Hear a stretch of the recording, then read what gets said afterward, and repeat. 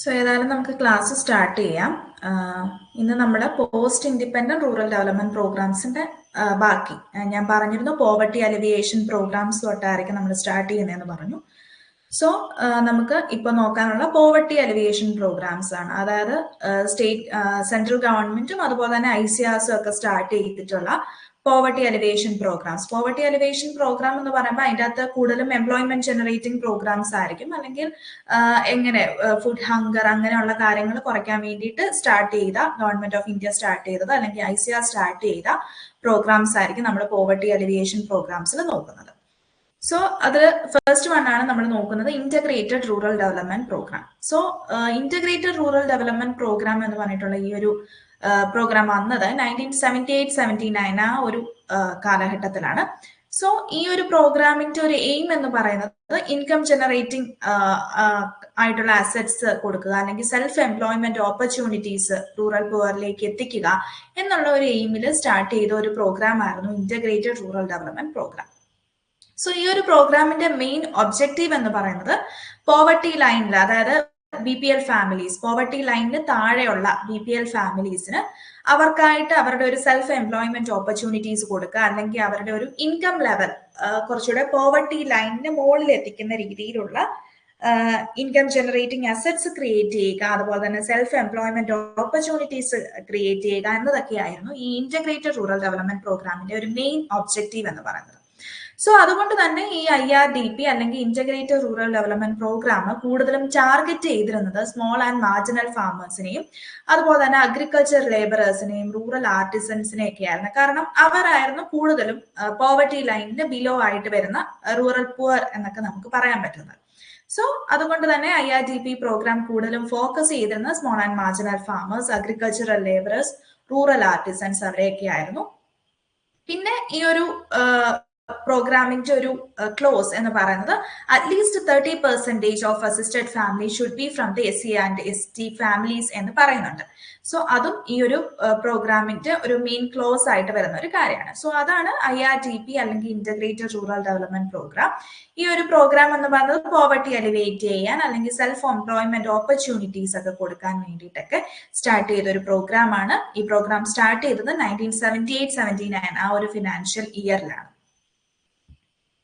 So അടുത്ത ഒരു പ്രോഗ്രാമാണ്, ഇതും ഒരു സെൽഫ് എംപ്ലോയ്മെന്റ് ഓപ്പർച്യൂണിറ്റീസ് അല്ലെങ്കിൽ എംപ്ലോയ്മെന്റ് ഓപ്പർച്യൂണിറ്റീസ് യൂത്തിലേക്ക് എത്തിക്കാൻ വേണ്ടിയിട്ട് സ്റ്റാർട്ട് ചെയ്ത ഒരു പ്രോഗ്രാമാണ് training of rural youth for self employment, അല്ലെങ്കിൽ നമ്മൾ ട്രൈസം എന്നൊക്കെ പറയും. ഈ ഒരു പ്രോഗ്രാം സ്റ്റാർട്ട് ചെയ്തത് 1979 അതായത് August 15, 1979 ഈ ഒരു പ്രോഗ്രാം സ്റ്റാർട്ട് ചെയ്തത്. ഈ ട്രൈസം അല്ലെങ്കിൽ training of rural youth for self employment എന്ന് പറയുന്നത് ഇതൊരു IRDPയുടെ തന്നെ ഇന്റഗ്രേറ്റഡ് റൂറൽ ഡെവലപ്മെന്റ് പ്രോഗ്രാമിന്റെ തന്നെ ഒരു ഫെസിലിറ്റേറ്റിംഗ് കമ്പോണന്റ് ആയിട്ട് സ്റ്റാർട്ട് ചെയ്ത ഒരു പ്രോഗ്രാമാണ് ഈ പ്രോഗ്രാം. സോ നേരത്തെ പറഞ്ഞ പോലെ തന്നെ ഓൾമോസ്റ്റ് എല്ലാ പോവർട്ടി അലിവിയേറ്റിംഗ് പ്രോഗ്രാംസും ഒന്നെങ്കിൽ നമ്മുടെ ഇൻകം ജനറേറ്റിംഗ് അസറ്റ്സ് ഉണ്ടാക്കുക, അല്ലെങ്കിൽ സെൽഫ് എംപ്ലോയ്മെന്റ് ഓപ്പർച്യൂണിറ്റീസ് കൊണ്ടുവരിക, അല്ലെങ്കിൽ ഹങ്കർ ഫ്രീ ഇന്ത്യ ആക്കുക, അങ്ങനെയുള്ള ഒബ്ജക്റ്റീവ്സ് അല്ലെങ്കിൽ പെർപ്പസിന് വേണ്ടിയിട്ട് സ്റ്റാർട്ട് ചെയ്ത പ്രോഗ്രാംസ് ആണ്. അപ്പോൾ ഒരു ഈ ട്രൈസം എന്ന് പറഞ്ഞ പ്രോഗ്രാമിന്റെയും മെയിൻ ഒബ്ജക്റ്റീവ് എന്ന് പറയുന്നത് റൂറൽ യൂത്തിലേക്ക് സെൽഫ് എംപ്ലോയ്മെന്റ് ഓപ്പർച്യൂണിറ്റീസ് എത്തിക്കുക. എങ്ങനെയാണ്? ടെക്നിക്കൽ സ്കിൽസ്, അവരിൽ ടെക്നിക്കൽ സ്കിൽസ് വളർത്തുകയും അതുപോലെ തന്നെ പോവർട്ടി ലൈനിന്റെ താഴെയുള്ള റൂറൽ യൂത്തിലേക്ക് സെൽഫ് എംപ്ലോയ്മെന്റ് ഓപ്പർച്യൂണിറ്റീസ്, കൂടുതലും പറയുന്ന ആ ഒരു ഫീൽഡ് എന്ന് പറയുന്നത് അഗ്രികൾച്ചർ ആൻഡ് അലൈഡ് ആക്ടിവിറ്റീസ്, അതുപോലെ തന്നെ industry, service and business activities, ഈ ഒരു സെക്ടറിലേക്ക് റൂറൽ യൂത്തിനെ എത്തിച്ച് അവർക്കൊരു സെൽഫ് എംപ്ലോയ്മെന്റ് ഓപ്പർച്യൂണിറ്റീസ് കൊടുക്കുക. അങ്ങനെ അവർ ഒരു ടെക്നിക്കൽ സ്കിൽസ് വളർത്തുക, അതുവഴി പോവർട്ടി അലിവിയേറ്റ് ചെയ്യുക. അതായിരുന്നു ട്രൈസം അല്ലെങ്കിൽ training of rural youth for self employment programme. ആ ഒരു പ്രോഗ്രാം സ്റ്റാർട്ട് ചെയ്തത്. ഈ പ്രോഗ്രാം സ്റ്റാർട്ട് ചെയ്തത് 15 August 1979 അപ്പൊ റൂറൽ യൂത്ത് എന്ന് പറയുമ്പോൾ ഒരു 18 തൊട്ട് ഒരു 35-30 ആ ഒരു ഏജ് കാറ്റഗറിയിലുള്ളവരെയാണ് ഈ ഒരു പ്രോഗ്രാമിൽ ഫോക്കസ് ചെയ്തിരിക്കുന്നത്.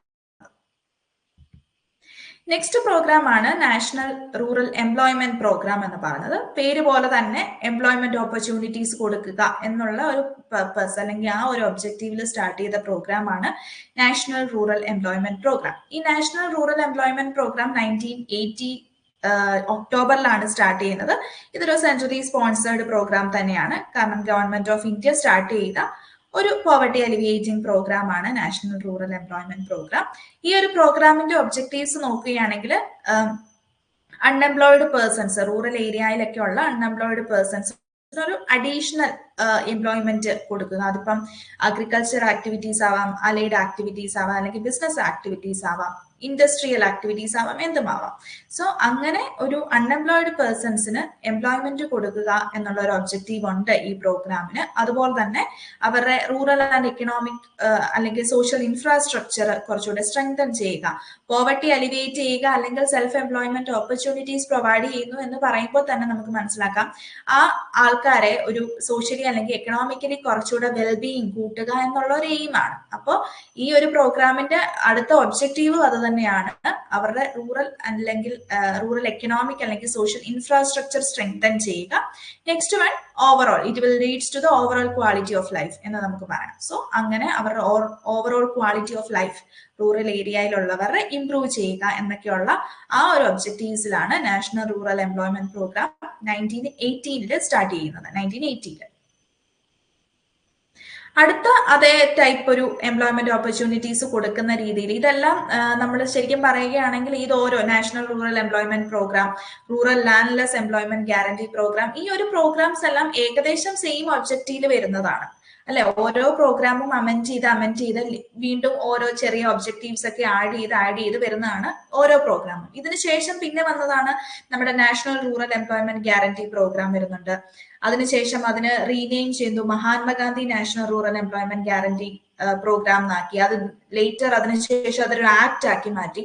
അങ്ങനെ ഓരോ എന്താ പറയുക ഇയർ കഴിയും തോറും ഓരോ ഒബ്ജക്റ്റീവ്സ് ആഡ് ചെയ്ത് ഓരോ പ്രോഗ്രാമും കുറച്ചുകൂടെ അമെൻഡ് ചെയ്ത് ആക്ട് ആയി അല്ലെങ്കിൽ ലോ ഒക്കെ ആക്കി മാറ്റുകയാണ് വരുന്നത്.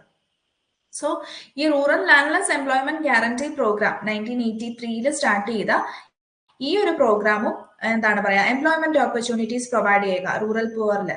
മെയിൻലി അവിടെ പ്രിഫറൻസ് കൊടുക്കുന്നത് ലാൻഡ്ലെസ് ലേബറേഴ്സിനും വിമണിനും അതുപോലെ തന്നെ SC and ST ഫാമിലീസിലൊക്കെയാണ് ഇവിടെ കൂടുതലും എന്താണ് പറയാ പ്രിഫറൻസ് കൊടുക്കുന്നത് എംപ്ലോയ്മെന്റിൽ.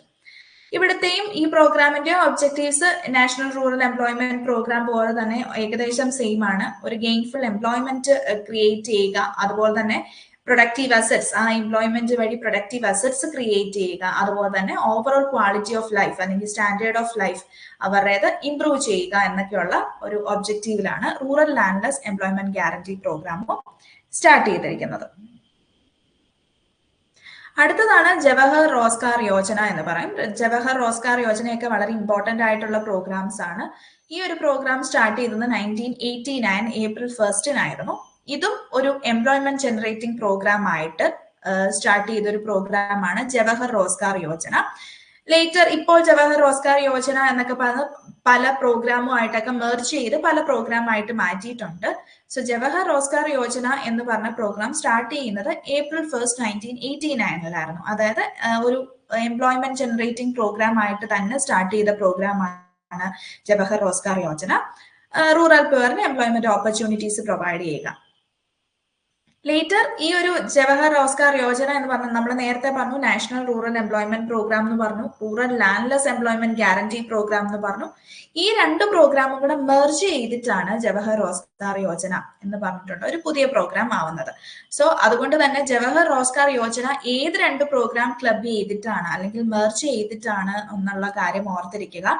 നാഷണൽ റൂറൽ എംപ്ലോയ്മെന്റ് പ്രോഗ്രാമും അതുപോലെ തന്നെ റൂറൽ ലാൻഡ്ലെസ് എംപ്ലോയ്മെന്റ് ഗ്യാരണ്ടി പ്രോഗ്രാമും കൂടെ മെർജ് ചെയ്തിട്ടാണ് ജവഹർ റോസ്ഗാർ യോജന എന്ന് പറഞ്ഞിട്ടുള്ള ഒരു പ്രോഗ്രാം സ്റ്റാർട്ട് ചെയ്യുന്നത്.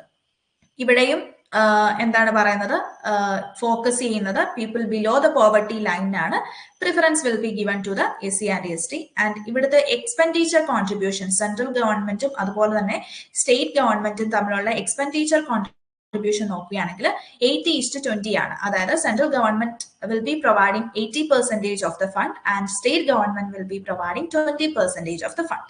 So അതാണ് ജവഹർ റോസ്ഗാർ യോജന. ഇമ്പോർട്ടന്റ് ആയി ഓർത്തിരിക്കേണ്ടത് ജവഹർ റോസ്ഗാർ യോജന വന്നത് നാഷണൽ റൂറൽ എംപ്ലോയ്മെന്റ് പ്രോഗ്രാമും അതുപോലെ തന്നെ റൂറൽ ലാൻഡ്ലെസ് എംപ്ലോയ്മെന്റ് ഗ്യാരണ്ടി പ്രോഗ്രാമും കൂടെ മെർജ് ചെയ്തിട്ടാണ് ഇത് എസ്റ്റാബ്ലിഷ് ചെയ്തത് അല്ലെങ്കിൽ ലോഞ്ച് ചെയ്തത് 1 ഏപ്രിൽ 1989 ദെൻ എക്സ്പെൻഡിച്ചർ കോൺട്രിബ്യൂഷൻ എന്ന് പറഞ്ഞത് 80:20 ആ ഒരു ബേസിസിലാണ് എക്സ്പെൻഡിച്ചർ കോൺട്രിബ്യൂഷൻ വരുന്നത്. അടുത്ത പ്രോഗ്രാം 1993 വന്ന എംപ്ലോയ്മെന്റ് അഷുറൻസിന് വേണ്ടിയിട്ട് തന്നെ വന്ന ഒരു പ്രോഗ്രാമാണ് എംപ്ലോയ്മെന്റ് അഷുറൻസ് സ്കീം എന്ന് പറയുന്നത്. ഇവിടെയും റൂറൽ ഏരിയയിലുള്ള അൺഎംപ്ലോയ്മെന്റും അതുപോലെ തന്നെ അണ്ടർ എംപ്ലോയ്മെന്റും ഈ രണ്ട് പ്രോബ്ലവും മൈറ്റിഗേറ്റ് ചെയ്യാൻ വേണ്ടിയിട്ട് സ്റ്റാർട്ട് ചെയ്ത ഒരു പ്രോഗ്രാമാണ് എംപ്ലോയ്മെന്റ് അഷുറൻസ് സ്കീം. ഇത് സ്റ്റാർട്ട് ചെയ്തത് 1993 സോ അതായത് ഒരു 100 ഡേയ്സ് അഷുറൻസ് ആയിട്ടുള്ള ഒരു 100 ഡേയ്സ് അവർക്ക് എംപ്ലോയ്മെന്റ് കൊടുക്കുക. അഗ്രികൾച്ചർ എന്ന് പറയുമ്പോൾ നമുക്കറിയാം സീസൺ ബൗണ്ട് ആയിട്ടുള്ള ജോബ് ആയിരിക്കും അഗ്രികൾച്ചർ ജോബ് എന്ന് പറയുന്നത്. സോ സ്ലാക്ക് പീരിയഡ് അല്ലെങ്കിൽ നമുക്കൊരു ലീൻ അഗ്രികൾച്ചർ സീസൺ വരുന്ന സമയത്ത് അഗ്രികൾച്ചറിൽ വർക്ക് ചെയ്യാൻ ഇല്ലാത്ത സമയത്ത് ഒരു 100 ഡേയ്സ് ഒരു അഷ്വർ ചെയ്യുകയാണ് വർക്ക്, അതായത് എംപ്ലോയ്മെന്റ് അഷ്വർ ചെയ്ത് സ്റ്റാർട്ട് ചെയ്ത ഒരു പ്രോഗ്രാമാണ് എംപ്ലോയ്മെന്റ് അഷുറൻസ് സ്കീം. നമ്മളിപ്പോ കാണുന്ന നമ്മുടെ തൊഴിലുറപ്പ് പദ്ധതി എന്നൊക്കെ പറയുന്നതെല്ലാം ഈ ഒരു എംപ്ലോയ്മെന്റ് അഷുറൻസ് സ്കീം കുറച്ചുകൂടെ മാറി വന്നതാണ്, കുറച്ചുകൂടെ അമെൻഡ് ചെയ്ത ഒരു ആക്ട് ആയിട്ട് വന്നതാണ് നമ്മൾ കാണുന്ന Mahatma Gandhi national rural employment guarantee act എന്ന് പറയുന്നത്. സോ അതും 100 ഡേയ്സ് അഷ്വേർഡ് ജോബ് അല്ലെങ്കിൽ എംപ്ലോയ്മെന്റ് കൊടുക്കുക എന്നുള്ള ഒരു ഒബ്ജക്റ്റീവ് സ്റ്റാർട്ട് ചെയ്തിട്ടുള്ള പ്രോഗ്രാമാണ്. സോ ഈ ഒരു എംപ്ലോയ്മെന്റ് അഷുറൻസ് സ്കീം 1993 ശേഷം പല പേരിലും അതുപോലെ തന്നെ പല ആക്ട് ഒക്കെ ആയിട്ട് മാറിയിട്ടുള്ളതാണ് ഇതെല്ലാം. സോ എംപ്ലോയ്മെന്റ് അഷുറൻസ് സ്കീം എന്ന് പറയുന്നത് ഒരു അഷ്വേർഡ് വേജ് എംപ്ലോയ്മെന്റ് കൊടുക്കുക 100 ഡേയ്സ്, അതും എപ്പോഴാണ് ലീൻ അഗ്രികൾച്ചർ സീസൺ അല്ലെങ്കിൽ ഒരു സ്ലാക്ക് അഗ്രികൾച്ചർ പീരിയഡിൽ 100 ഡേയ്സ് അഷ്വേർഡ് ആയിട്ടുള്ള ഒരു വേജ് എംപ്ലോയ്മെന്റ് കൊടുക്കുക എന്നുള്ളതാണ്. സോ ഇത് എന്താണ് ചെയ്യുന്നത് എന്ന് വെച്ചാൽ ഓരോ ഡിസ്ട്രിക്ട്സിലും ബാക്ക്വേർഡ് ബ്ലോക്സ് അല്ലെങ്കിൽ ഡ്രോട്ട് പ്രോൺ ഏരിയാസ് അല്ലെങ്കിൽ desert areas, tribal areas, hill areas, ഇങ്ങനെയുള്ള ഏരിയാസ് ഐഡന്റിഫൈ ചെയ്തിട്ട് അവിടെയുള്ള റൂറൽ പുവറിനായിരിക്കും ഇവിടെ ജോബ് ഒരു 100 ഡേയ്സ് അഷ്വേർഡ് ജോബ് കൊടുക്കുന്നത്. സോ ഇവിടെയും ഈ എംപ്ലോയ്മെന്റ് അഷുറൻസ് സ്കീമിന്റെ ഒരു എക്സ്പെൻഡിച്ചർ കോൺട്രിബ്യൂഷൻ നോക്കുകയാണെങ്കിൽ 80:20 ബേസിസിലാണ്. 80% will be provided by the central government and 20% will be given by the state government. ആ ഒരു രീതിയിലായിരിക്കും എംപ്ലോയ്മെന്റ് അഷുറൻസ് സ്കീമിന്റെയും expenditure contribution. So employment assurance സ്കീമിന്റെ ഇയർ ഓർക്കുക 1993 ആണ്. അഷ്വേർഡ് വേജ് എംപ്ലോയ്മെന്റ് കൊടുക്കുക 100 ഡേയ്സിന്, അതായത് ലീൻ അഗ്രികൾച്ചർ സീസൺ അല്ലെങ്കിൽ ലീൻ അഗ്രികൾച്ചർ പീരിയഡിൽ ഒരു അഷ്വേർഡ് 100 ഡേയ്സ് വേജ് എംപ്ലോയ്മെന്റ് കൊടുക്കുക എന്നുള്ള ഒരു എയിമിലാണ് എംപ്ലോയ്മെന്റ് അഷുറൻസ് സ്കീം സ്റ്റാർട്ട് ചെയ്തിട്ടുള്ളത്. അടുത്ത ഒരു പ്രോഗ്രാം 1999 ഏപ്രിൽ 1 സ്റ്റാർട്ട് ചെയ്ത ഒരു പ്രോഗ്രാമാണ് സ്വർണ്ണ ജയന്തി ഗ്രാം സ്വരോസ്ഗർ യോജന എന്ന് പറയുന്നത്. വളരെ ഇമ്പോർട്ടന്റ് ആയിട്ടുള്ള കുറച്ച് പ്രോഗ്രാമാണ് ജവഹർ റോസ്ഗാർ യോജന, അതുപോലെ തന്നെ നമ്മുടെ സ്വർണ്ണ ജയന്തി ഗ്രാം സ്വരോസ്ഗർ യോജന എന്ന് പറയുന്നത് വളരെ ഇമ്പോർട്ടന്റ് ആണ്.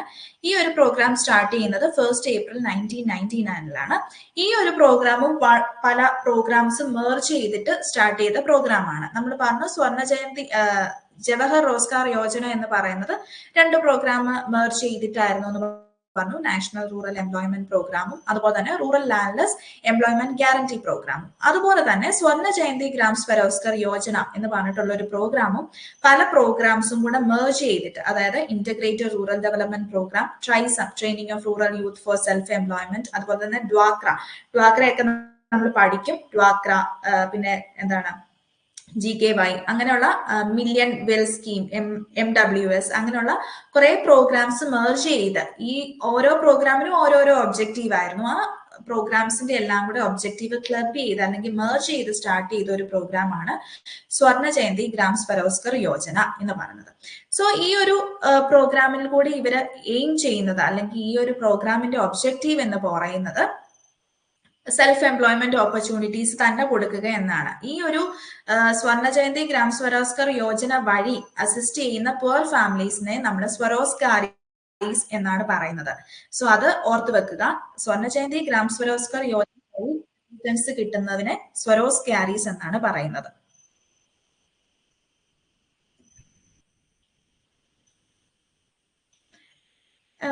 സുബിഷ ടിക്ക് എന്തെങ്കിലും ഡൗട്ട് ഉണ്ടോ? കൈ പൊക്കിയിട്ടുണ്ട്.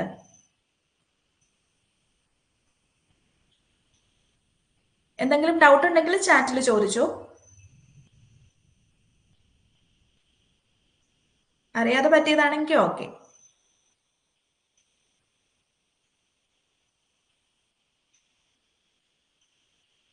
അപ്പൊ സ്വർണ്ണ ജയന്തി ഗ്രാം സ്വരോസ്ഗർ യോജന വഴി അസിസ്റ്റൻസ് കിട്ടുന്ന ആ ഒരു പുവർ ഫാമിലീസിനെയാണ് നമ്മൾ സ്വരോസ്ഗാരീസ് എന്ന് പറയുന്നത്. ഓക്കെ, അപ്പം ഇവിടെയും എന്താണെന്ന് വെച്ചാൽ സെൽഫ് എംപ്ലോയ്മെന്റ് ഓപ്പർച്യൂണിറ്റീസ് കൊടുക്കുക എന്നുള്ള ഒരു എയിം തന്നെയാണ്. അതിന് വേണ്ടിയിട്ട് ഒരു ഓർഗനൈസേഷൻ, എന്താണ്, പുവർ പീപ്പിളിനെ എല്ലാം കൂടെ ഓർഗനൈസ് ചെയ്ത് സെൽഫ് ഹെൽപ്പ് ഗ്രൂപ്പ്സ് ഉണ്ടാക്കുക, അല്ലെങ്കിൽ ഒരു ട്രെയിനിങ്ങിന് വേണ്ടിയിട്ട് ഒരു ഗ്രൂപ്പ് ഉണ്ടാക്കുക, ക്രെഡിറ്റ് ഇൻഫ്രാസ്ട്രക്ചർ, ഇതിനെല്ലാം വേണ്ടിയിട്ട് എന്താണ് ഒരു ഗ്രൂപ്പ്, ഒരു ഓർഗനൈസ്ഡ് ആക്കുക എന്നുള്ള ഒരു രീതിയിലാണ് ഇവിടെ സെൽഫ് എംപ്ലോയ്മെന്റ് ഓപ്പർച്യൂണിറ്റീസ് കൊടുക്കുന്നത്. മെയിൻലി ഈ ഒരു സെൽഫ് എംപ്ലോയ്മെന്റ് ഓപ്പർച്യൂണിറ്റീസും വരുന്നത് എന്തിനാണെന്ന് വെച്ചിട്ടുണ്ടെങ്കിൽ അവിടുത്തെ റൂറൽ ഏരിയയിലുള്ളത് പോവർട്ടി അലിവിയേറ്റ് ചെയ്യുക എന്നുള്ള ഒരു രീതിയിലാണ്.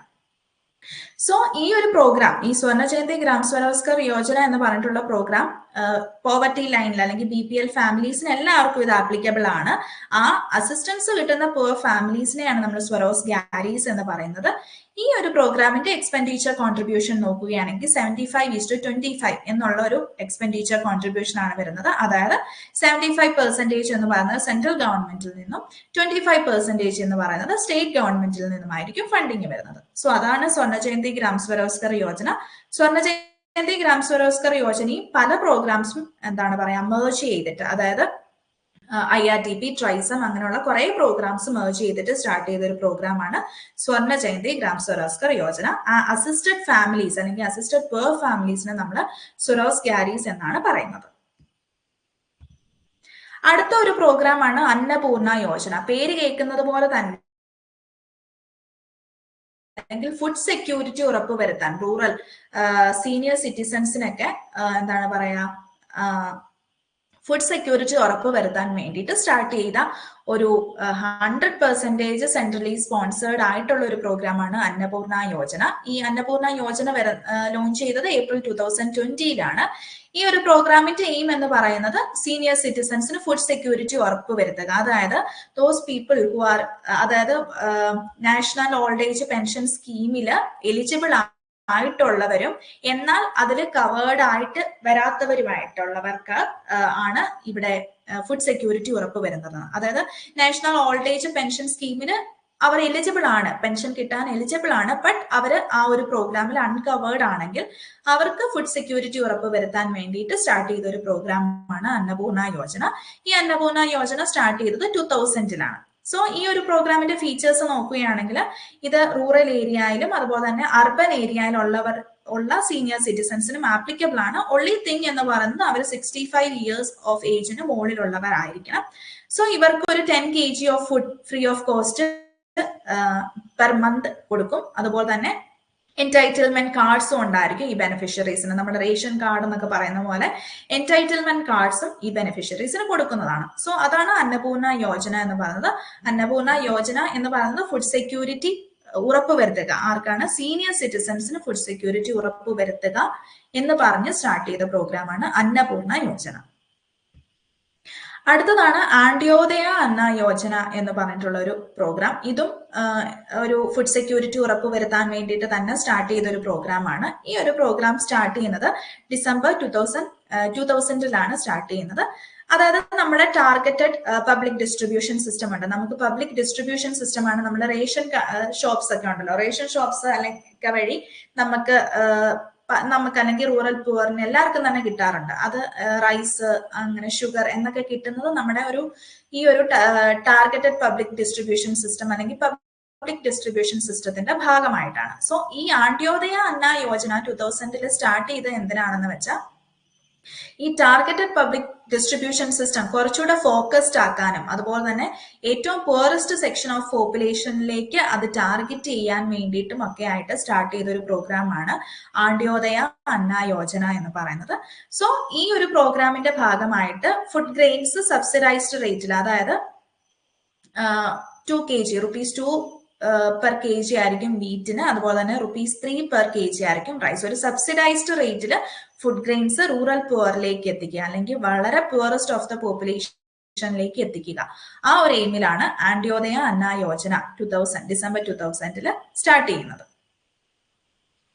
അടുത്ത പ്രോഗ്രാം പോവർട്ടി അലിവിയേഷൻ പ്രോഗ്രാംസിൽ തന്നെ വരുന്ന അടുത്തൊരു പ്രോഗ്രാമാണ് സമ്പൂർണ്ണ ഗ്രാമീൺ റോസ്ഗാർ യോജന.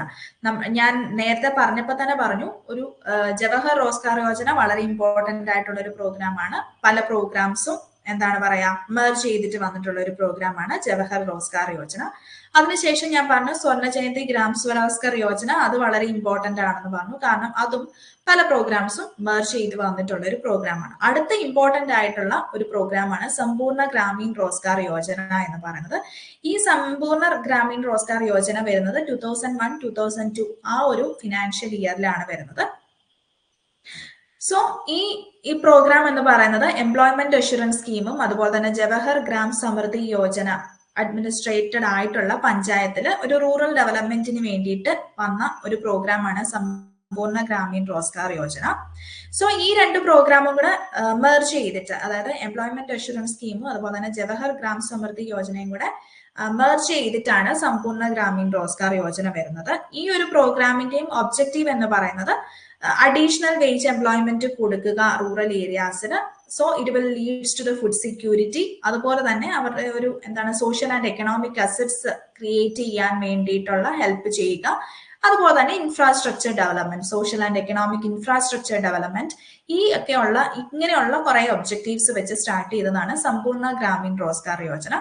സമ്പൂർണ്ണ ഗ്രാമീൺ റോസ്ഗാർ യോജന ഒരു സെൻട്രലി സ്പോൺസേർഡ് സ്കീമാണ്. ഈ പ്രോഗ്രാം വരുന്നത് 2001-2002 ഫിനാൻഷ്യൽ ഇയറിലാണ്. സോ ഇനിയാണ് നമ്മൾ പറഞ്ഞ എംപ്ലോയ്മെന്റ് അഷുറൻസ് സ്കീം, അങ്ങനെയുള്ള പല സ്കീമുകളും അമെൻഡ് ചെയ്താണ് പുതിയതായിട്ട്, അല്ലെങ്കിൽ എന്താണ് പറയാ, നമ്മൾ ഇന്നലെ പഠിച്ചു എക്സ്റ്റൻഷൻ പ്രോഗ്രാം പ്ലാനിങ് എന്ന് പറഞ്ഞു. എക്സ്റ്റൻഷൻ പ്രോഗ്രാം പ്ലാനിങ്ങിന്റെ ലാസ്റ്റ് ഫേസ് നമ്മൾ റീകൺസിഡറേഷൻ ആണ് കണ്ടത്. കാരണം അവിടെ പല ഒബ്ജക്റ്റീവ്സും നമുക്ക് അറ്റൈൻ ചെയ്യാതെ വരുമ്പോൾ നമ്മൾ അത് റീകൺസിഡർ ചെയ്ത് വീണ്ടും അതേ സൈക്കിൾ തന്നെ ഫോളോ ചെയ്യുന്നതായിട്ട് നമ്മൾ കണ്ടു. സോ അങ്ങനെ തന്നെയാണ് നമ്മൾ ഓരോ പ്രോഗ്രാം പ്ലാൻ ചെയ്യുമ്പോഴും, ഓരോ എക്സ്റ്റൻഷൻ പ്രോഗ്രാം പ്ലാൻ ചെയ്യുമ്പോഴും പലപ്പോഴും പല ഒബ്ജക്റ്റീവ്സും നമ്മൾ പ്ലാൻ ചെയ്ത രീതിയിൽ അറ്റൈൻ ചെയ്യണമെന്നില്ല.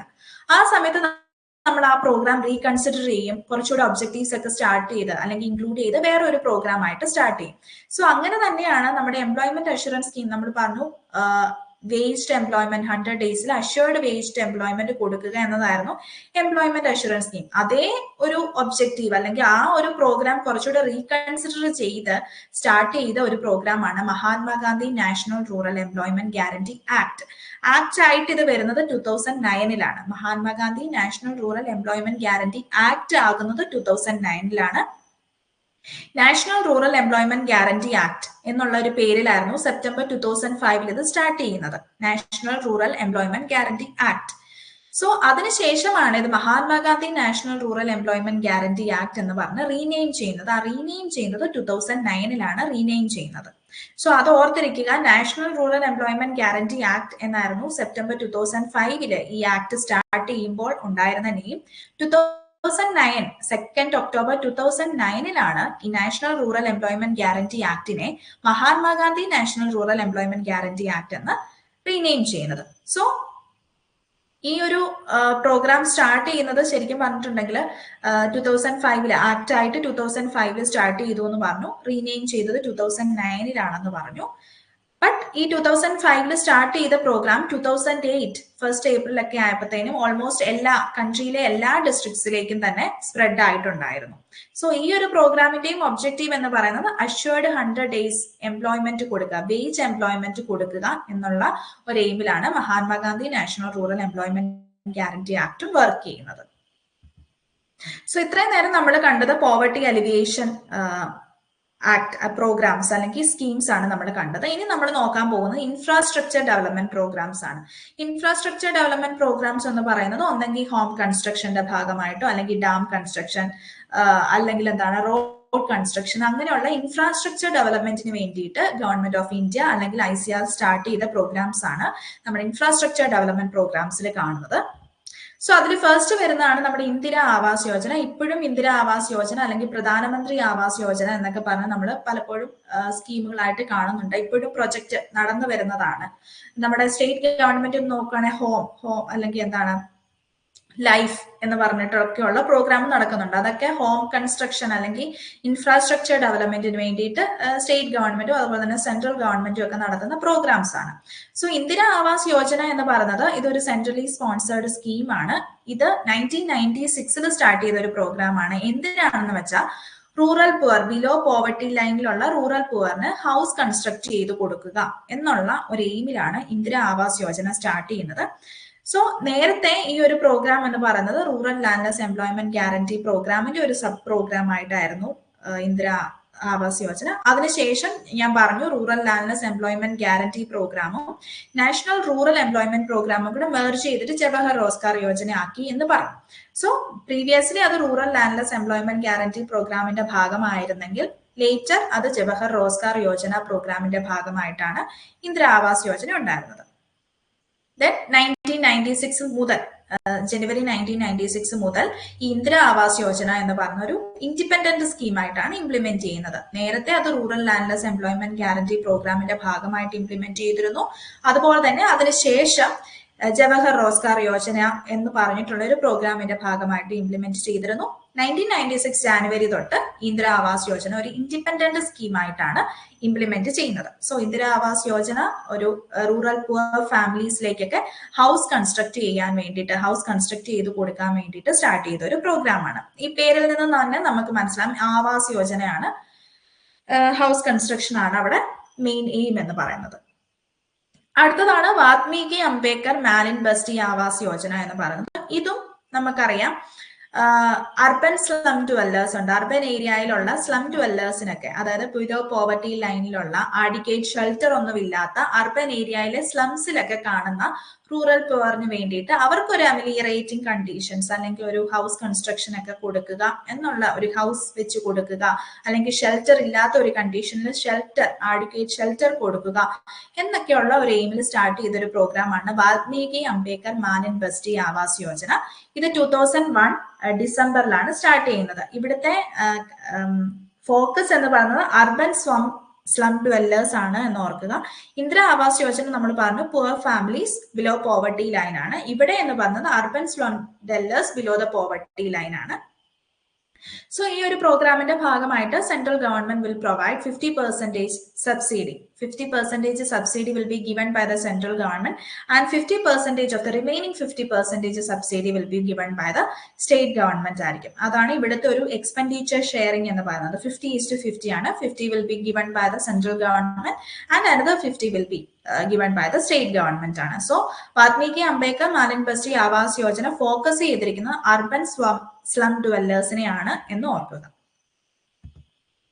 അടുത്തതാണ് പ്രധാനമന്ത്രി ഗ്രാമീൺ സഡക് യോജന. 2000 സ്റ്റാർട്ട് ചെയ്യുന്ന ഒരു പ്രോഗ്രാമാണ്. ഈ ഒരു പ്രോഗ്രാമിന്റെ ഭാഗമായിട്ടാണ് പല റൂറൽ റോഡ്സിന്റെയും കൺസ്ട്രക്ഷൻ ഒക്കെ നടന്നിട്ടുള്ളത്. ഇപ്പോഴും നടന്നു പോകുന്ന ഒരു പ്രോഗ്രാം തന്നെയാണ് പ്രധാനമന്ത്രി ഗ്രാമീൺ സഡക് യോജന എന്ന് പറയുന്നത്. ഈ പേര് കേൾക്കുമ്പോൾ തന്നെ നമുക്ക് മനസ്സിലാക്കാവുന്നതേ ഉള്ളൂ ഈ ഒരു പ്രോഗ്രാം എന്ന് പറയുന്നത്. 15 ഓഗസ്റ്റ് 2000 ഈ പ്രോഗ്രാം സ്റ്റാർട്ട് ചെയ്യുന്നത്. എന്തിനാണെന്ന് വെച്ചാൽ സ്റ്റേറ്റില് റൂറൽ റോഡ്സ് കൺസ്ട്രക്ഷൻ ഒക്കെ വേണ്ടിയിട്ട്, ഓരോ സ്റ്റേറ്റിലെയും റൂറൽ റോഡ്സിന്റെ കൺസ്ട്രക്ഷന് വേണ്ടിയിട്ട് സ്റ്റാർട്ട് ചെയ്ത ഒരു പ്രോഗ്രാമാണ് പ്രധാനമന്ത്രി ഗ്രാമീൺ സഡക് യോജന. നെക്സ്റ്റ് വണ്ണാണ് 2000 സ്റ്റാർട്ട് ചെയ്യുന്ന സ്വജൽ ധാര. സ്വജൽ ധാര എന്ന് പറയുമ്പോൾ തന്നെ വാട്ടർ സപ്ലൈ റിലേറ്റഡ് ആണ് എന്ന് മനസ്സിലാക്കുക. സോ ഒരു സ്റ്റേറ്റ് ഇനിഷ്യേറ്റീവ്സ് ആയിട്ട്, ഒരു സ്റ്റേറ്റ് ഇനിഷ്യേറ്റീവിന് വേണ്ടിയിട്ട് ഒരു റൂറൽ വാട്ടർ സപ്ലൈ, എല്ലാ വീട്ടിലേക്കും റൂറൽ വാട്ടർ സപ്ലൈ എത്തിക്കാൻ വേണ്ടിയിട്ട് സ്റ്റാർട്ട് ചെയ്ത ഒരു പ്രോഗ്രാമാണ് സ്വജൽ ധാര എന്ന് പറയുന്നത്. സോ ഈ ഒരു പ്രോഗ്രാമിന് preference will be given to the place where electricity is available. Electricity available ആയിട്ടുള്ള സ്ഥലത്തായിരിക്കും പ്രിഫറൻസ് കിട്ടുക എന്നുള്ള ഒരു കാര്യം ഈ ഒരു പ്രോഗ്രാമിനുണ്ട്. സോ സ്വജൽ ധാര എന്ന് പറഞ്ഞിട്ടുള്ള ഒരു പ്രോഗ്രാം സ്റ്റാർട്ട് ചെയ്യുന്നത് റൂറൽ വാട്ടർ സപ്ലൈക്ക് വേണ്ടിയിട്ട് സ്റ്റാർട്ട് ചെയ്ത ഒരു പ്രോഗ്രാമാണ് സ്വജൽ ധാര. ഇത് 2002 സ്റ്റാർട്ട് ചെയ്യുന്ന ഒരു പ്രോഗ്രാമാണ്. അടുത്തതാണ് നമ്മൾക്കെല്ലാം വളരെ എല്ലാവർക്കും തന്നെ അറിയാവുന്നതും വളരെ സുപരിചിതമായ ഒരു പ്രോഗ്രാമാണ് സ്വച്ഛ് ഭാരത് മിഷൻ എന്ന് പറയുന്നത്. ഈ ഒരു സ്വച്ഛ് ഭാരത് മിഷനും ഒരു ഇൻഫ്രാസ്ട്രക്ചർ ഡെവലപ്മെന്റ് പ്രോഗ്രാം അണ്ടറിൽ വരുന്ന ഒരു പ്രോഗ്രാമാണ്. ഈ ഒരു പ്രോഗ്രാം സ്റ്റാർട്ട് ചെയ്യുന്നത് 2 ഒക്ടോബർ 2014 ഈ സ്വച്ഛ് ഭാരത് മിഷൻ അല്ലെങ്കിൽ ആ ഒരു മിഷൻ സ്റ്റാർട്ട് ചെയ്യുന്നത് 2 ഒക്ടോബർ 2014 ഈ ഒരു മിഷൻ സ്റ്റാർട്ട് ചെയ്തത് ministry of drinking water and sanitation ആണ്. ഈ ഒരു മിഷൻ സ്റ്റാർട്ട് ചെയ്യുന്നത് എന്തിനാണെന്ന് വെച്ചിട്ടുണ്ടെങ്കിൽ ഈ ഒരു പ്രോഗ്രാം വഴിയാണ് എല്ലാ പേഴ്സണിനും സാനിറ്റേഷൻ ഫെസിലിറ്റീസിന് അക്സസിബിൾ ആയിരിക്കണം. ഫോർ എക്സാമ്പിൾ അവിടെ ടോയ്ലറ്റ്സ്, അതുപോലെ തന്നെ solid and liquid waste disposal systems ഉണ്ടായിരിക്കണം. വില്ലേജ് ക്ലീൻലിനെസ് ഉറപ്പാക്കുക, അതുപോലെ തന്നെ safe and adequate drinking water supply ഉറപ്പുവരുത്തുക എന്നതൊക്കെയാണ് ഈ സ്വച്ഛ് ഭാരത് മിഷന്റെ ഒരു എന്താ പറയാ എയിം എന്ന് പറയുന്നത്. സോ സ്വച്ഛ് ഭാരത് മിഷൻ നമുക്കറിയാവുന്നത്, നമ്മൾ പലപ്പോഴും സ്വച്ഛ് ഭാരത് മിഷൻ എന്ന് പറയുമ്പോൾ നമ്മൾ ആകെ വൃത്തിയാക്കുന്നു അല്ലെങ്കിൽ എന്താണ് ക്ലീൻലിനെസ്സിനെ കുറിച്ച് മാത്രമാണ് നമ്മൾ ചിന്തിക്കുന്നത്. ബട്ട് അത് മാത്രമല്ല സ്വച്ഛ് ഭാരത് മിഷന്റെ അകത്ത് വരുന്നത്. സാനിറ്റേഷൻ ഫെസിലിറ്റീസ്, ടോയ്ലറ്റ് ഫെസിലിറ്റീസ് എല്ലാവർക്കും ഉറപ്പുവരുത്തുക, അതുപോലെ തന്നെ solid and liquid waste disposal systems, village cleanliness, അതുപോലെ തന്നെ safe and adequate drinking water എല്ലാവർക്കും ഉറപ്പുവരുത്തുക. ഇതെല്ലാം തന്നെ ഈ സ്വച്ഛ് ഭാരത് മിഷനിൽ വരുന്ന എയിമാണ്. സോ ഈ ഒരു സ്വച്ഛ് ഭാരത് മിഷൻ ശരിക്കും പറഞ്ഞാൽ 2014 സ്റ്റാർട്ട് ചെയ്യുമ്പോൾ അവരുടെ ഒരു അവരാ ശരിക്കും പറഞ്ഞാൽ അവർ നോക്കിയിരുന്നത് ഇതൊരു റിയാലിറ്റി ആവണം. സ്വച്ഛ് ഭാരത് മിഷൻ 2019, അതായത് 150th birthday of birth anniversary of Mahatma Gandhi, ആ ഒരു ടൈം ആകുമ്പോഴത്തേനും ഈ ഒരു സ്വച്ഛ് ഭാരത് മിഷൻ ഒരു റിയാലിറ്റി ആവണം എന്നുള്ള ഒരു രീതിയിലായിരുന്നു 2014. അതായത് ഒരു 5 year ഗ്യാപ്പ് വെച്ച് 5 years കൊണ്ട് ഇതൊരു റിയാലിറ്റി ആവണം എന്നുള്ള ഒരു രീതിയിലായിരുന്നു Swachh Bharat mission 2014 2 October start ചെയ്യുന്നത്. സോ ഈ ഒരു സ്വച്ഛ് ഭാരത് മിഷൻ ഏത് മിനിസ്ട്രിയാണ് സ്റ്റാർട്ട് ചെയ്തിരിക്കുന്നത് എന്ന് ഓർക്കുക. Ministry of drinking water and സാനിറ്റേഷന്റെ ഭാഗമായിട്ടാണ് സ്വച്ഛ് ഭാരത് മിഷൻ വരുന്നത്. സോ ഇത്രയും നേരം നമ്മൾ എന്താ പറയുക, post independent rural development programmes നമ്മൾ പല രീതിയിൽ ക്ലാസിഫൈ ചെയ്തു. നമ്മൾ സ്പൊറാഡിക് അപ്രോച്ച് എന്ന് പറഞ്ഞു, മൾട്ടിപർപ്പസ് അപ്രോച്ച് എന്ന് പറഞ്ഞു, അതുപോലെ തന്നെ ഇൻഫ്രാസ്ട്രക്ചർ ഡെവലപ്മെന്റ് അപ്രോച്ച് എന്ന് പറഞ്ഞ് നമ്മൾ പഠിച്ചു, പോവർട്ടി അലിവിയേഷൻ അപ്രോച്ച് എന്ന് പറഞ്ഞു, ട്രാൻസ്ഫർ ഓഫ് ടെക്നോളജിയുടെ ഒരു രീതിയിൽ ടെക്നോളജി ഡെവലപ്മെന്റ് എന്നൊക്കെ പറഞ്ഞ് പഠിച്ചു. അങ്ങനെ പല രീതിയിൽ നമ്മൾ post independent rural development programmes പഠിച്ചു. ഇനി നമ്മൾ പഠിക്കാൻ പോകുന്നത് ICRന്റെ ഫസ്റ്റ് ലൈൻ എക്സ്റ്റൻഷൻ പ്രോജക്ട്സ് ആണ്. ICRന് 4 രീതിയിലാണ് അവർ ഫസ്റ്റ് ലൈൻ എക്സ്റ്റൻഷൻ പ്രോജക്ട്സ്, ഓരോ പ്രോജക്ട്സും എങ്ങനെ പീപ്പിളിലേക്ക് എത്തിക്കുക എന്നുള്ള രീതിയിൽ അവർ ഒരു ഫസ്റ്റ് ലൈൻ എക്സ്റ്റൻഷൻ പ്രോജക്ട്സ് എന്ന രീതിയിൽ 4 ഫസ്റ്റ് ലൈൻ എക്സ്റ്റൻഷൻ പ്രോജക്ട്സ് ആണ് തന്നിട്ടുള്ളത്. ആ 4 കാര്യങ്ങളാണ് നമ്മൾ ICR first line extension projects എന്ന് പറഞ്ഞ് പഠിക്കുന്നത്. സോ അതിൽ ഫസ്റ്റ് വൺ ആണ് നാഷണൽ ഡെമോൺസ്ട്രേഷൻ എന്ന് പറയുന്നത്. സോ നാഷണൽ ഡെമോൺസ്ട്രേഷൻ എന്ന് പറയുന്ന ഈ ഒരു പ്രോഗ്രാം സ്റ്റാർട്ട് ചെയ്യുന്നത് ശരിക്കും പറഞ്ഞാൽ പ്രൊഡക്ടിവിറ്റി പെർ യൂണിറ്റ് ഏരിയ, ഒരു അഗ്രികൾച്ചറൽ ടെക്നോളജി, ഒരു പ്രൂവൺ അഗ്രികൾച്ചറൽ ടെക്നോളജി യൂസ് ചെയ്തുകൊണ്ട് ഒരു പെർ യൂണിറ്റ് ഏരിയയിൽ പ്രൊഡക്ടിവിറ്റി ഇംപ്രൂവ് ചെയ്യുക എന്നുള്ള ഒരു കൺസെപ്റ്റിലാണ് നാഷണൽ ഡെമോൺസ്ട്രേഷൻ പ്രോഗ്രാം, ആ ഒരു പ്രോഗ്രാം സ്റ്റാർട്ട് ചെയ്യുന്നത്. ഈ ഒരു പ്രോഗ്രാം സ്റ്റാർട്ട് ചെയ്തത് 1964 ഞാൻ പറഞ്ഞു. ICRന്റെ ഫസ്റ്റ് ലൈൻ എക്സ്റ്റൻഷൻ പ്രൊജക്ട്സിനെ കുറിച്ചാണ് പഠിക്കുന്നത്. 4 എണ്ണമാണ് അതിലുള്ളത്. നാഷണൽ ഡെമോൺസ്ട്രേഷൻ ആണ് ഫസ്റ്റ് വൺ. ഈ നാഷണൽ ഡെമോൺസ്ട്രേഷൻ എന്ന് പറയുന്നത് എന്ത് കൺസെപ്റ്റിലാണ് സ്റ്റാർട്ട് ചെയ്തതെന്ന് വെച്ചിട്ടുണ്ടെങ്കിൽ, അതായത് വളരെ പ്രൂവൺ ആയിട്ടുള്ള അഗ്രികൾച്ചറൽ ടെക്നോളജി വെച്ച് പെർ യൂണിറ്റ് ഏരിയയിലുള്ള അഗ്രികൾച്ചറൽ പ്രൊഡക്ടിവിറ്റി ഇൻക്രീസ് ചെയ്യുക എന്നുള്ള ഒരു എയിമിലാണ് നാഷണൽ ഡെമോൺസ്ട്രേഷൻ സ്റ്റാർട്ട് ചെയ്തിട്ടുള്ളത്. നാഷണൽ ഡെമോൺസ്ട്രേഷൻ എന്ന് പറഞ്ഞിട്ടുള്ള ICRന്റെ first line extension project launch ചെയ്തത് 1964. സോ ഇത് എന്താണ് പ്രൂവൺ ടെക്നോളജീസ് ഒക്കെ ഓരോ ഏരിയയിൽ അഡോപ്റ്റ് ചെയ്തുകൊണ്ട് ജനറ്റിക് പ്രൊഡക്ഷൻ പൊട്ടൻഷ്യൽ കൂടുതലായിട്ട് കാണിക്കുക എന്നുള്ള ഒരു രീതിയിലാണ് ഈ പ്രോഗ്രാം എയിം ചെയ്തിരിക്കുന്നത്. സോ ഈ ഒരു പ്രോഗ്രാം നാഷണൽ ഡെമോൺസ്ട്രേഷൻ എന്ന് പറയുമ്പോൾ നമുക്കറിയാം ഓരോ കാര്യങ്ങൾ ലേണിംഗ് ബൈ ഡൂയിങ് എന്നുള്ള ഒരു പ്രിൻസിപ്പിൾ ഫോളോ ചെയ്തിട്ടാണ് ഡെമോൺസ്ട്രേഷൻസ് വരുന്നത്. സോ ആ ഒരു demonstration will be carried out by ഒന്നെങ്കിൽ സ്റ്റേറ്റ് അഗ്രികൾച്ചർ യൂണിവേഴ്സിറ്റീസിൽ നിന്നുള്ളവരോ അല്ലെങ്കിൽ ICR ഇൻസ്റ്റിറ്റ്യൂട്ട്സിൽ നിന്നുള്ളവരൊക്കെ ഉള്ള സയന്റിസ്റ്റ് നെയ്ബറിംഗ് വില്ലേജ് ഡെമോൺസ്ട്രേഷൻസ് കാണിച്ചായിരിക്കും ഈ പ്രൂവൺ ടെക്നോളജീസ് ഫാമേഴ്സിലേക്ക് എത്തിക്കുന്നത്. സോ ഇതെന്താണ് ചെയ്യുന്നത്, ഈ ഒരു നാഷണൽ ഡെമോൺസ്ട്രേഷൻ വഴി എന്താണ് ഇവർ ഉദ്ദേശിക്കുന്നത് എന്ന് വെച്ചാൽ ഫാമേഴ്സിനെ എൻകറേജ് ചെയ്യുക, പ്രൂവൺ ആയിട്ടുള്ള അല്ലെങ്കിൽ അഡ്വാൻസ്ഡ് ടെക്നോളജീസ് അവരുടെ കൾട്ടിവേഷൻ പ്രാക്ടീസസിലും ഇൻക്ലൂഡ് ചെയ്ത് പ്രൊഡക്ടിവിറ്റി ഇൻക്രീസ് ചെയ്യുക എന്നുള്ള ഒരു എയിമിലാണ് ഈ നാഷണൽ ഡെമോൺസ്ട്രേഷൻ എന്ന് പറഞ്ഞിട്ടുള്ള ICRന്റെ ഫസ്റ്റ് ലൈൻ എക്സ്റ്റൻഷൻ പ്രോജക്ട് വരുന്നത്. സോ അടുത്ത ഒരു ICRന്റെ ഫസ്റ്റ് ലൈൻ എക്സ്റ്റൻഷൻ പ്രോജക്റ്റ് ആണ് ഓപ്പറേഷണൽ റിസർച്ച് പ്രോജക്റ്റ് എന്ന് പറയുന്നത്. So operational research project launch ചെയ്തതും ICR തന്നെയാണ്. 1974 നാഷണൽ ഡെമോൺസ്ട്രേഷൻ 1964 നടക്കുന്നത്. ഓപ്പറേഷണൽ റിസർച്ച് പ്രോജക്റ്റ് വരുന്നത് 1974. സോ ഈ 1974 വന്ന ഓപ്പറേഷണൽ റിസർച്ച് പ്രോജക്റ്റിന്റെ ഒരു ബേസിക് എയിം എന്ന് പറയുന്നത് ഇതും ടെക്നോളജീസ് ഫാമേഴ്സിനെ ഡെമോൺസ്ട്രേറ്റ് ചെയ്ത് കാണിക്കുക ഒരു വാട്ടർഷെഡ് ബേസിസിൽ. വാട്ടർഷെഡ് ബേസിസ് എന്ന് പറയുന്നത് ഒരു പൈലറ്റ് ഏരിയ സെലക്ട് ചെയ്തിട്ട് ആ ഒരു സ്പെസിഫിക് ഏരിയയിൽ മാത്രമായിട്ട് ഈ ടെക്നോളജി ഡെമോൺസ്ട്രേറ്റ് ചെയ്ത് കാണിക്കുന്നു. സോ ആ ഏരിയയിൽ ആ ടെക്നോളജി എങ്ങനെയാണ് അഡോപ്റ്റബിൾ ആണോ എന്നതിന് ശേഷം അവിടെ സക്സസ്ഫുൾ ആണെങ്കിൽ ബാക്കിയുള്ള സ്ഥലങ്ങളിലേക്കും അത് ട്രാൻസ്ഫർ ചെയ്യുന്നു അല്ലെങ്കിൽ വ്യാപിപ്പിക്കുന്നു. അങ്ങനെയാണ്. സോ ഓപ്പറേഷണൽ റിസർച്ച് പ്രോജക്റ്റിൽ technologies will be demonstration on a watershed basis ആയിരിക്കും. സോ ഇതും ഒരു ഇന്റഗ്രേറ്റഡ് അപ്രോച്ചസ് തന്നെയാണ്. അതായത് modern technologies related to crops, അതുപോലെ തന്നെ horticulture, animal production, homestead, അതുപോലെ തന്നെ ഹെൽത്ത് ആൻഡ് ഹൈജീൻ, ന്യൂട്രീഷൻ, ഇതെല്ലാം കൂടി ഇന്റഗ്രേറ്റ് ചെയ്തിട്ടുള്ള ഒരു സോഷ്യോ എക്കണോമിക് ഡെവലപ്മെന്റ്, ഫാമേഴ്സിന്റെ ഒരു സോഷ്യോ എക്കണോമിക് ഡെവലപ്മെന്റ് നടത്തുക എന്നുള്ള ഒരു രീതിയിൽ സ്റ്റാർട്ട് ചെയ്ത ഒരു പ്രോഗ്രാമാണ് ഓപ്പറേഷണൽ റിസർച്ച് പ്രോജക്റ്റ് എന്ന് പറയുന്നത്.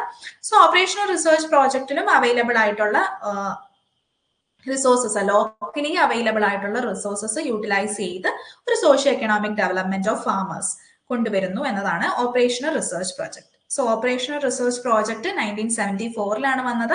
ഇതെന്താണെന്ന് വെച്ചാൽ technologies will be demonstrated to the farmers and the extension workers on a watershed basis ആയിരിക്കും. സോ ഇനി നമ്മൾ കുറച്ച് എന്താ പറയാ, ഇതുപോലെ തന്നെ ICRന്റെ ഫസ്റ്റ് ലൈൻ എക്സ്റ്റൻഷൻ സിസ്റ്റത്തിനെ കുറിച്ച് തന്നെയാണ് പറയുന്നത്. അതിൽ വരുന്നതാണ് KVKയും ICRന്റെ ഫസ്റ്റ് ലൈൻ എക്സ്റ്റൻഷൻ സിസ്റ്റത്തിലാണ് വരുന്നത്. ബട്ട് KVK ഞാൻ പറഞ്ഞു, ഇന്നലെ തന്നെ നമ്മൾ പറഞ്ഞു, KVK വളരെ ഇമ്പോർട്ടന്റ് ആയിട്ടുള്ള ഒരു ഏരിയ ആണ്. അതുപോലെ തന്നെ ആത്മ വളരെ ഇമ്പോർട്ടന്റ് ആയിട്ടുള്ള ഒരു ഏരിയ ആണ്. സോ എത്രമാത്രം KVK കുറിച്ച് നിങ്ങൾക്ക് അറിയാം എന്നുള്ള ഇതറിയാൻ വേണ്ടിയിട്ടാണ് ഇങ്ങനെ ഒരു ക്വസ്റ്റ്യൻ ഇട്ടിരിക്കുന്നത്. So which committee was behind the establishment of KVK എന്നാണ് ഈ ക്വസ്റ്റ്യൻ. സോ ഓപ്ഷൻസ് നോക്കുകയാണെങ്കിൽ Balwant Rai Mehta committee, Ashok Mehta committee, Mohan Singh Mehta committee and Sivaraman committee. So ഇത് ഏത് കമ്മിറ്റിയുടെ ഭാഗമായിട്ടാണ് KVK എസ്റ്റാബ്ലിഷ് ചെയ്ത് എന്നാണ് ക്വസ്റ്റ്യൻ. സോ നിങ്ങളുടെ ആൻസർ എന്താണെന്ന് നിങ്ങൾ ചാറ്റ് ബോക്സിൽ പറയുക. KVK ഏത് കമ്മിറ്റിയുടെ ഭാഗമായിട്ടാണ് സ്റ്റാർട്ട് ചെയ്തത്? Balwant Rai Mehta committee, Ashok Mehta committee, Mohan Singh Mehta committee and Sivaraman committee. നിങ്ങൾക്ക് അറിയാവുന്ന എന്താണോ അത് പറയൂ. കാരണം KVK കുറിച്ച് നിങ്ങൾക്ക് എത്രമാത്രം അറിയാം എന്നുള്ള ഒരു കാര്യം അറിയാൻ വേണ്ടിയിട്ടാണ്. ആൻസർ സി തന്നെയാണ്. മോഹൻ സിംഗ് മേത്ത കമ്മിറ്റിയുടെ ഭാഗമായിട്ടാണ് KVK വരുന്നത്. സോ ബൽവന്ത് റായ് മേത്ത കമ്മിറ്റി എന്ന് പറയുന്നത് നമ്മുടെ 3 ടയർ പഞ്ചായത്ത് രാജ് സിസ്റ്റം, ആ ഒരു panchayat Raj system, 3 tier panchayat Raj system വരുന്നത് ബൽവന്ത് റായ് മേത്ത കമ്മിറ്റിയുടെ ഭാഗമായിട്ടാണ്. അശോക് മേത്ത കമ്മിറ്റി എന്ന് പറയുന്നത് ഒരു 2 ടയർ പഞ്ചായത്ത് രാജ് സിസ്റ്റം വരുന്നത് അശോക് മേത്ത കമ്മിറ്റിയുടെ ഭാഗമായിട്ടാണ്. KVKs വരുന്നത് മോഹൻ സിംഗ് മേത്ത കമ്മിറ്റിയുടെ ഭാഗമാണ്. ശിവരാമൻ കമ്മിറ്റി എന്ന് പറയുന്നത് നബാർഡ് രൂപീകരിച്ചത് ശിവരാമൻ കമ്മിറ്റിയുടെ ഭാഗമായിട്ടാണ്. സോ ഇത് ഓർത്ത് വെക്കുക, KVK വരുന്നത് മോഹൻ സിംഗ് മേത്ത കമ്മിറ്റിയുടെ റെക്കമെൻഡേഷന്റെ ഭാഗമായിട്ടാണ്. സോ ഇങ്ങനെയുള്ള കുറെ കമ്മിറ്റീസ് നമുക്ക് ഓരോ ഇപ്പൊ എക്സ്റ്റൻഷൻ അഗ്രികൾച്ചറൽ എക്സ്റ്റൻഷൻ നമ്മൾ നോക്കുമ്പോൾ പല കമ്മിറ്റീസും നമുക്ക് പഠിക്കാനുണ്ടാവും. സോ അതുകൊണ്ട് അത് ഓർത്ത് വെക്കുക. മോഹൻ സിംഗ് മേത്ത കമ്മിറ്റിയുടെ ഭാഗമായിട്ടാണ് KVK എസ്റ്റാബ്ലിഷ് ചെയ്യുന്നത്. ഇനി ഒരു ക്വസ്റ്റ്യനും കൂടെ ഉണ്ട്. നമ്മുടെ KVKs, നമ്മുടെ കൺട്രിയിലെ KVKs മാനേജ് ചെയ്യുന്നത് ആരാണ് എന്നുള്ളതാണ് ക്വസ്റ്റ്യൻ. ഓപ്ഷൻസ് നോക്കുകയാണെങ്കിൽ ICR institutes, B state agriculture universities, C NGOs and D all of the above.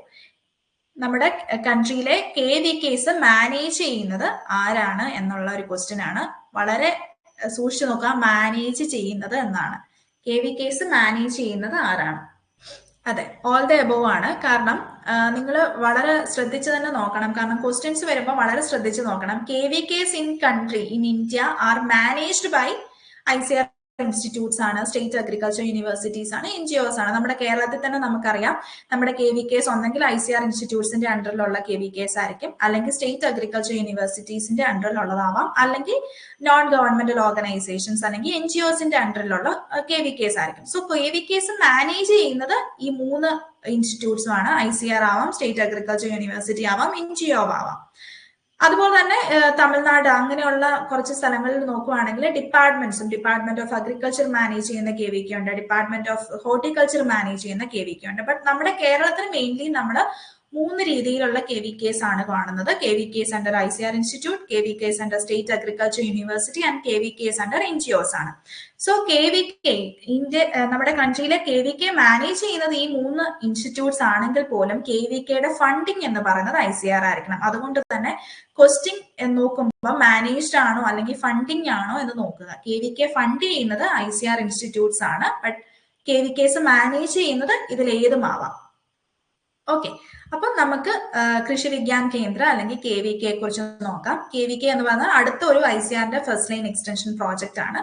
So കൃഷി വിജ്ഞാൻ കേന്ദ്രാസ് നമ്മൾ നേരത്തെ പറഞ്ഞതുപോലെ തന്നെ ഡോക്ടർ മോഹൻ സിംഗ് മേത്ത കമ്മിറ്റിയുടെ റെക്കമെൻഡേഷൻ ആയിട്ട് ഇംപ്രൂവ്ഡ് ടെക്നോളജീസ് ഒക്കെ ഫാമേഴ്സിലേക്ക് ട്രാൻസ്ഫർ ചെയ്യാൻ വേണ്ടിയിട്ട് സ്റ്റാർട്ട് ചെയ്ത ഒരു പ്രോഗ്രാം അല്ലെങ്കിൽ ഒരു എന്താ പറയാ ഒരു ഏജൻസി ഒക്കെ പോലെ അല്ലെങ്കിൽ ഒരു ഇൻസ്റ്റിറ്റ്യൂട്ട് എന്ന് നമുക്ക് പറയാം കൃഷി വിജ്ഞാൻ കേന്ദ്ര. സോ കൃഷി വിജ്ഞാൻ കേന്ദ്ര ആദ്യമായിട്ട് എസ്റ്റാബ്ലിഷ് ചെയ്യുന്നത് 1974 പുതുച്ചേരിയിലാണ്. പുതുച്ചേരിയിൽ തമിഴ്നാടു അഗ്രികൾച്ചർ യൂണിവേഴ്സിറ്റിയുടെ അണ്ടറിലാണ് പുതുച്ചേരിയിൽ ആദ്യമായിട്ട് കൃഷി വിജ്ഞാൻ കേന്ദ്ര വരുന്നത്. അപ്പോ പല ഇയറിലും എന്താണ് പറയാ വീണ്ടും വീണ്ടും നമ്പർ ഇൻക്രീസ് ചെയ്ത് ഇപ്പോൾ നമ്മുടെ ഇന്ത്യയില് നമ്പർ ഓഫ് KVKs എന്ന് പറയുന്നത് 734 ആണ്. 734 KVKs ആണ് ഇന്ത്യയിലുള്ളത്. നമ്മുടെ ഓരോ എന്താ പറയാ ഓരോ ഡിസ്ട്രിക്റ്റിലും ഓരോ KVK എന്നുള്ള ഒരു രീതിയിലായിരുന്നു അത് സ്റ്റാർട്ട് ചെയ്തത്. ബട്ട് ഇപ്പോൾ പല ഡിസ്ട്രിക്റ്റിലും രണ്ടിൽ കൂടുതലോ ഒക്കെ ഉള്ള ഡിസ്ട്രിക്റ്റുകളും ഉണ്ട്. ബട്ട് നമ്മുടെ കേരളത്തിൽ ഓരോ ഡിസ്ട്രിക്റ്റിലും ഓരോ KVK ഉള്ളൂ. ബട്ട് തമിഴ്നാടു, കർണാടക അങ്ങനെയൊക്കെ ഉള്ള വലിയ സ്റ്റേറ്റുകളിലൊക്കെ ഒരു ഡിസ്ട്രിക്റ്റിൽ കൂടുതൽ KVK ഉള്ള സ്റ്റേറ്റുകളും അല്ലെങ്കിൽ ഡിസ്ട്രിക്റ്റുകളും ഉണ്ട്. സോ കൃഷി വിജ്ഞാൻ കേന്ദ്രയുടെ ഇപ്പോഴത്തെ നമ്മുടെ ഇന്ത്യയുടെ നമ്പർ എന്ന് പറയുന്നത് 734 ആണ്. സോ കൃഷി വിജ്ഞാൻ കേന്ദ്രയുടെ മെയിൻ എയിം എന്ന് പറയുന്നത് ലൊക്കേഷൻ സ്പെസിഫിക് ആയിട്ടുള്ള ടെക്നോളജീസ്, അഗ്രികൾച്ചർ റിലേറ്റഡ് ആവാം, അല്ലെങ്കിൽ എന്താ പറയാ ഹോർട്ടിക്കൾച്ചർ റിലേറ്റഡ് ആവാം, വെറ്റിനറി റിലേറ്റഡ് ആവാം, അങ്ങനെയൊക്കെയുള്ള ലൊക്കേഷൻ സ്പെസിഫിക് ആയിട്ടുള്ള ടെക്നോളജീസ് എന്താണ് ട്രാൻസ്ഫർ ചെയ്ത് ഫാമേഴ്സിലേക്ക് എത്തിക്കുക. അവിടെ ടെക്നോളജി അസസ്മെന്റ് നടക്കുക, എത്രമാത്രം ആ ഒരു ഏരിയയിൽ ആ ഒരു ടെക്നോളജി അഡാപ്റ്റബിൾ ആണ്. ഇനി അഥവാ അവിടെ അസസ്മെന്റ് നടത്തുന്ന സമയത്ത് ആ ഒരു ഏരിയയിൽ ഇത് ഒട്ടും സ്യൂട്ടബിൾ അല്ല എന്നറിയുമ്പോൾ നമ്മൾ റിഫൈൻമെന്റ് നടത്തും. റിഫൈൻമെന്റ് എന്ന് പറയുമ്പോൾ ഓൾറെഡി ഈ ടെക്നോളജി എന്താണ് ഡെവലപ്പ് ചെയ്തിട്ടുള്ള ഇൻസ്റ്റിറ്റ്യൂട്ട്സിൽ നിന്നുള്ള ആൾക്കാരെ കൊണ്ടുവന്ന് ഇത് റിഫൈൻ ചെയ്യണം. കാരണം നമ്മുടെ ഏരിയയിലേക്ക് അല്ലെങ്കിൽ നമ്മുടെ അഗ്രോ ക്ലൈമറ്റിക് ഏരിയയ്ക്കുള്ള സ്യൂട്ടബിൾ ആയിട്ടുള്ള ടെക്നോളജിയിലേക്ക് അത് റിഫൈൻ ചെയ്യുന്നു. അത് ഡെമോൺസ്ട്രേറ്റ് ചെയ്ത് വീണ്ടും പ്രൂവൺ ടെക്നോളജീസ് ഫാമേഴ്സിലേക്ക് എത്തിക്കുക. ആ ഒരു എയിമിലാണ് കൃഷി വിജ്ഞാൻ കേന്ദ്രാസ് ഒക്കെ എസ്റ്റാബ്ലിഷ് ചെയ്തിട്ടുള്ളത്. സോ KVKയുടെ മാൻഡേറ്റ്സ് എന്ന് പറയുന്നത് വളരെ ഇമ്പോർട്ടന്റ് ആണ്. നേരത്തെ KVK സ്റ്റാർട്ട് ചെയ്യുന്ന ഒരു സമയത്ത് 3 or 4 മാൻഡേറ്റ്സേ ഉണ്ടായിരുന്നുള്ളൂ. ബട്ട് പുതിയതായിട്ട് ഒരു മാൻഡേറ്റും കൂടെ ആഡ് ചെയ്തിട്ടുണ്ട്. സോ മാൻഡേറ്റ്സ് ഓഫ് KVK നോക്കുകയാണെങ്കിൽ ഫസ്റ്റ് വൺ എന്ന് പറയുന്നത് ഓൺ ഫാം ടെസ്റ്റിംഗ് ആണ്. അതായത് അഡ്വാൻസ്ഡ് ടെക്നോളജീസ് ഫാമിൽ ടെസ്റ്റ് ചെയ്യുക. So first one on farm ടെസ്റ്റിംഗിന് 2 സ്റ്റെപ്സ് ആണുള്ളത്, അസസ്മെന്റ് ആൻഡ് റിഫൈൻമെന്റ്. അസസ്മെന്റ് എന്ന് പറയുന്നത് ഒരു പ്രൂവൺ ആയിട്ടുള്ള ടെക്നോളജി, പ്രൂവൺ അല്ലെങ്കിൽ ഒരു അഡ്വാൻസ്ഡ് ആയിട്ടുള്ള ഒരു ടെക്നോളജി ഒരു ലാൻഡിൽ ഫാമിൽ ടെസ്റ്റ് ചെയ്യുകയാണ്, whether it will be suitable to that agro climatic region or not. അതിന് വേണ്ടിയിട്ട് നമ്മൾ അസസ് ചെയ്യുകയാണ്. ഇഫ് അത് സ്യൂട്ടബിൾ ആണ് എന്ന് കണ്ടാൽ വീണ്ടും നമ്മളത് വലിയൊരു വൈഡ് ഏരിയയിലേക്ക് നമുക്കത് എന്താണ് പറയാ ഡെമോൺസ്ട്രേറ്റ് ചെയ്ത് അവരെ കൊണ്ട് അത് അഡോപ്റ്റ് ചെയ്യിപ്പിക്കാൻ പറ്റും, എൻകറേജ് ചെയ്യാം.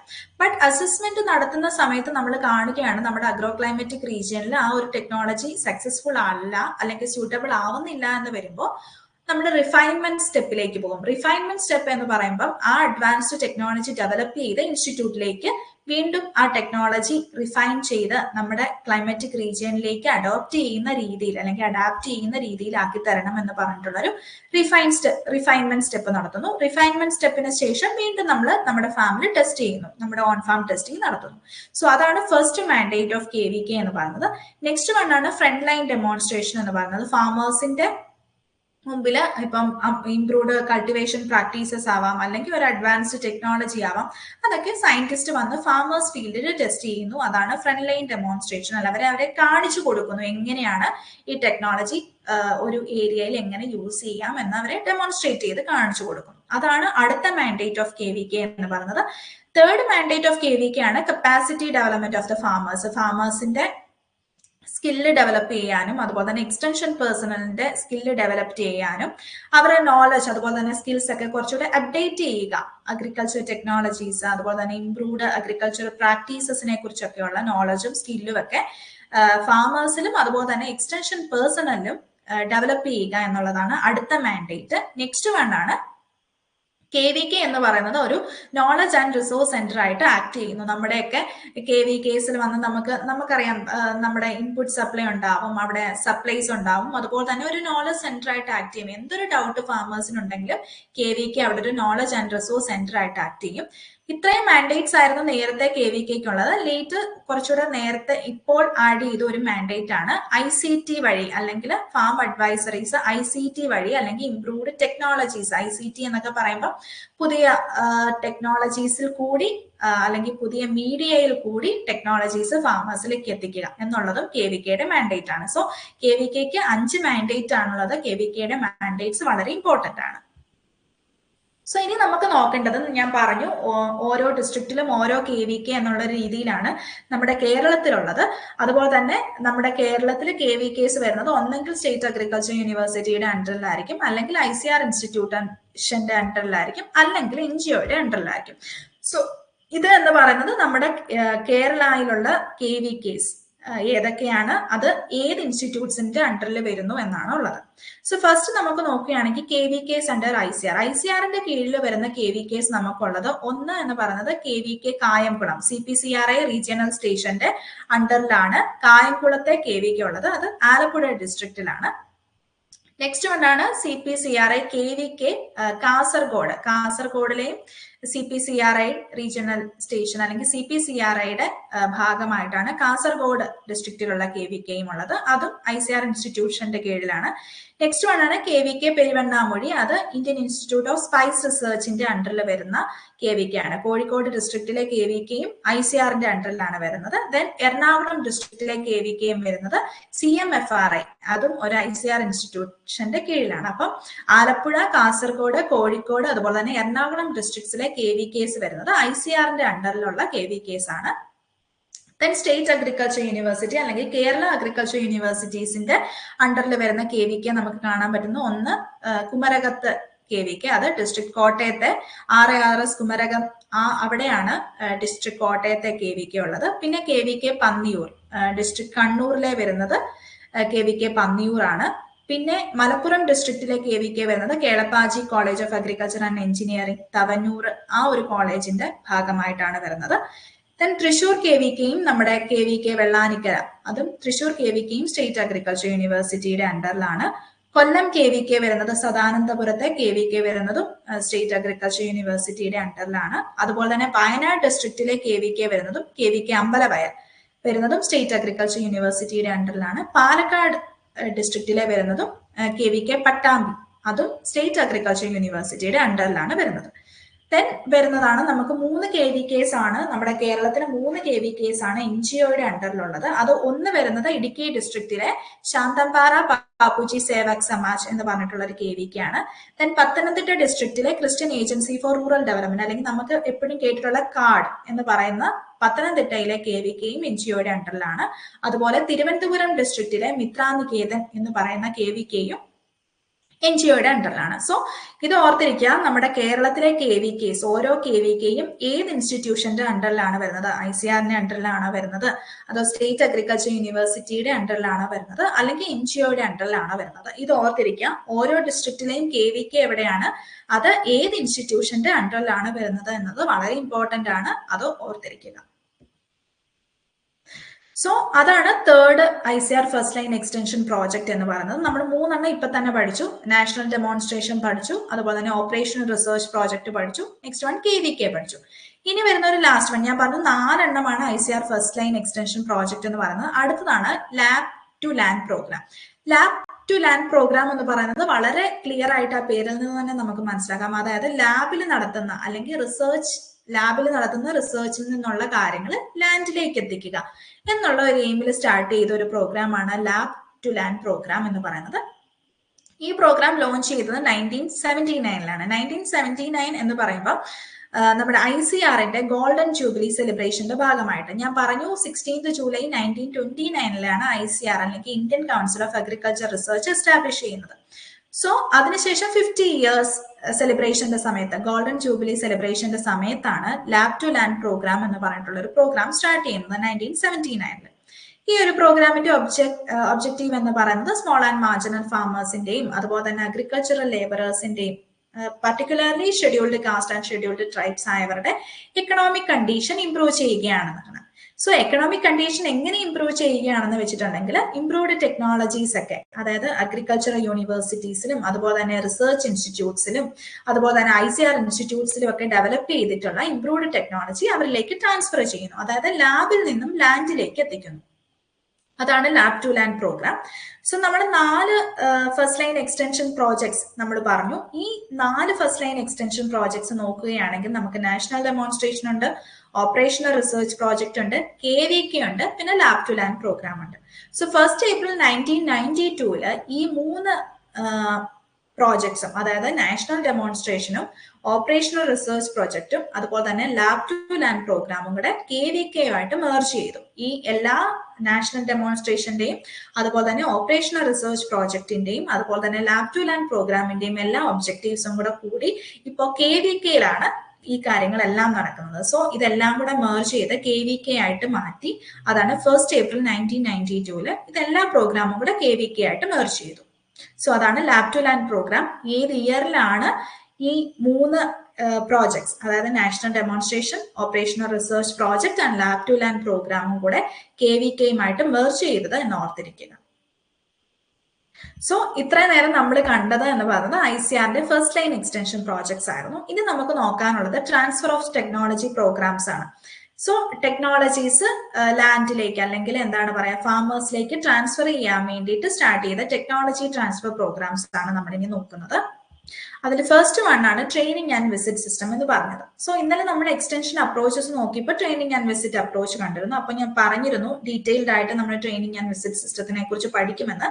So training and visit system എന്ന് പറഞ്ഞിട്ടുള്ള ഈ ഒരു പ്രോഗ്രാമും ടെക്നോളജീസ് ഫാമേഴ്സിലേക്ക് ട്രാൻസ്ഫർ ചെയ്യാൻ വേണ്ടിയിട്ട് സ്റ്റാർട്ട് ചെയ്ത ഒരു സിസ്റ്റം അല്ലെങ്കിൽ ഒരു പ്രോഗ്രാം ആയിരുന്നു. ഇത് എന്ന് പറയുന്ന ഒരു വേൾഡ് ബാങ്ക് അസിസ്റ്റഡ് ആയിട്ടുള്ള അല്ലെങ്കിൽ വേൾഡ് ബാങ്കിൽ നിന്ന് ഫണ്ടിങ് ഉള്ള ഒരു പ്രോഗ്രാം ആയിരുന്നു. ഈ training and visit system first originate ചെയ്തത് ടർക്കിയിലായിരുന്നു. സോ അത് വളരെ ഇമ്പോർട്ടന്റ് ആണ്. Training and visit system originate ചെയ്ത കൺട്രി ഏതാണ് എന്ന് ഓർത്തിരിക്കുക.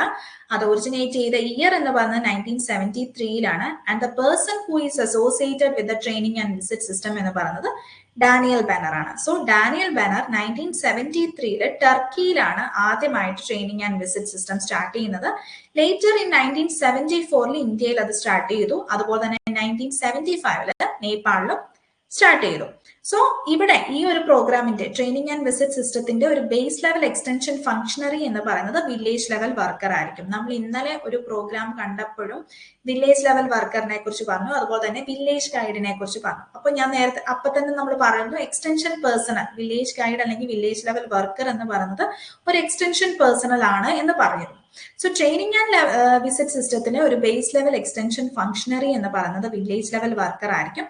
ഇതൊരു ടോപ്പ് ഡൗൺ അപ്രോച്ച് ആണ്. അതായത് സെൻട്രലിൽ നിന്ന് it is not based on the need of the farmers. ഫാമേഴ്സിന് എന്താണ് നീഡ് ആയിട്ടുള്ളത് അല്ലെങ്കിൽ ഫാമേഴ്സിന് എന്താണ് ആവശ്യമുള്ളത് എന്നുള്ള ഒരു രീതിയിലായിരിക്കില്ല ഇവിടെ ടെക്നോളജീസ് ട്രാൻസ്ഫർ ചെയ്യുന്നത്. ഡെവലപ്പ് ചെയ്ത ടെക്നോളജീസ് ഒരു സെൻട്രൽ ഏജൻസിയിൽ നിന്നും ഫാമേഴ്സിലേക്ക് ട്രാൻസ്ഫർ ചെയ്യുന്നു. And it is not based on the need അല്ലെങ്കിൽ ഇൻട്രസ്റ്റ് ഓഫ് ദ ഫാമേഴ്സ്. ഫാമേഴ്സിന്റെ നീഡോ ഇൻട്രസ്റ്റോ നോക്കിയിട്ടല്ല ഈ ടെക്നോളജീസ് ട്രാൻസ്ഫർ ചെയ്യുന്നത്. അതുകൊണ്ട് തന്നെ ഇതൊരു ടോപ്പ് ഡൗൺ അപ്രോച്ച് ആണ്.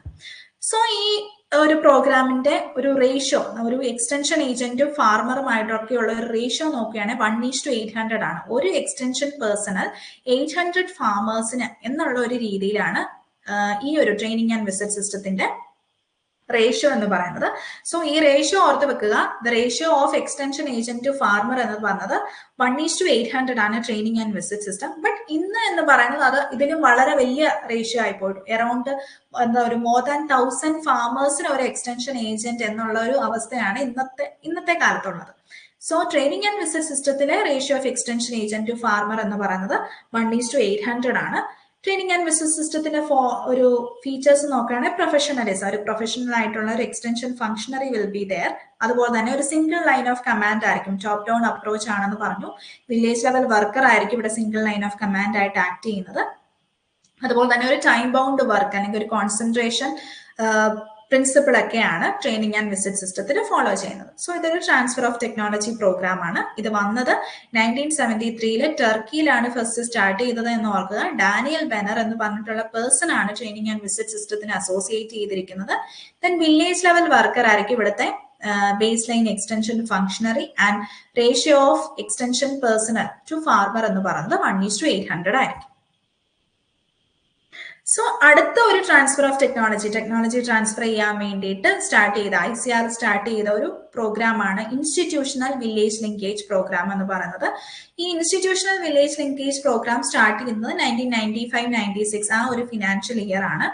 ഇത് ഒരു പൈലറ്റ് ബേസിസിലായിരുന്നു സ്റ്റാർട്ട് ചെയ്തത്. അതായത് ഒരു പർട്ടിക്കുലർ ഏരിയയിൽ ഇത് ആദ്യമേ സ്റ്റാർട്ട് ചെയ്ത് നോക്കുന്നു, അവിടെ ഓക്കെ ആണ് അല്ലെങ്കിൽ സക്സസ്ഫുൾ ആയപ്പോൾ ബാക്കിയുള്ള ഏരിയാസിലേക്കും കൂടെ അത് എത്തിക്കുന്നു. സോ ഒരു പൈലറ്റ് ബേസിസിലായിട്ടായിരുന്നു institutional village linkage programme start ചെയ്തത്. ഈ ഇൻസ്റ്റിറ്റ്യൂഷണൽ വില്ലേജ് ലിങ്കേജ് പ്രോഗ്രാം എന്താണ് എന്ന് വെച്ചിട്ടുണ്ടെങ്കിൽ സയന്റിസ്റ്റും ഫാമർ കമ്മ്യൂണിറ്റിയുമായിട്ടുള്ള ഒരു ഡയറക്റ്റ് ഇന്ററാക്ഷന് വേണ്ടിയിട്ടാണ് ഈ ഇൻസ്റ്റിറ്റ്യൂഷണൽ വില്ലേജ് ലിങ്കേജ് പ്രോഗ്രാം വന്നത്. അത് ഓർത്താൽ മതി, ഇൻസ്റ്റിറ്റ്യൂഷനും വില്ലേജുമായിട്ടുള്ള ലിങ്കേജ് വരുന്നു. ICR ഇൻസ്റ്റിറ്റ്യൂട്ട്സിലെയും അതുപോലെ തന്നെ റിസർച്ച് ഏരിയാസിലൊക്കെ ഉള്ള സയന്റിസ്റ്റുമായിട്ട് ഫാമിംഗ് കമ്മ്യൂണിറ്റിക്ക് ഒരു ഡയറക്റ്റ് ഇന്ററാക്ഷൻ വരുന്നു. അതിന് വേണ്ടിയിട്ടായിരുന്നു ഇൻസ്റ്റിറ്റ്യൂഷണൽ വില്ലേജ് ലിങ്കേജ് പ്രോഗ്രാം വരുന്നത്.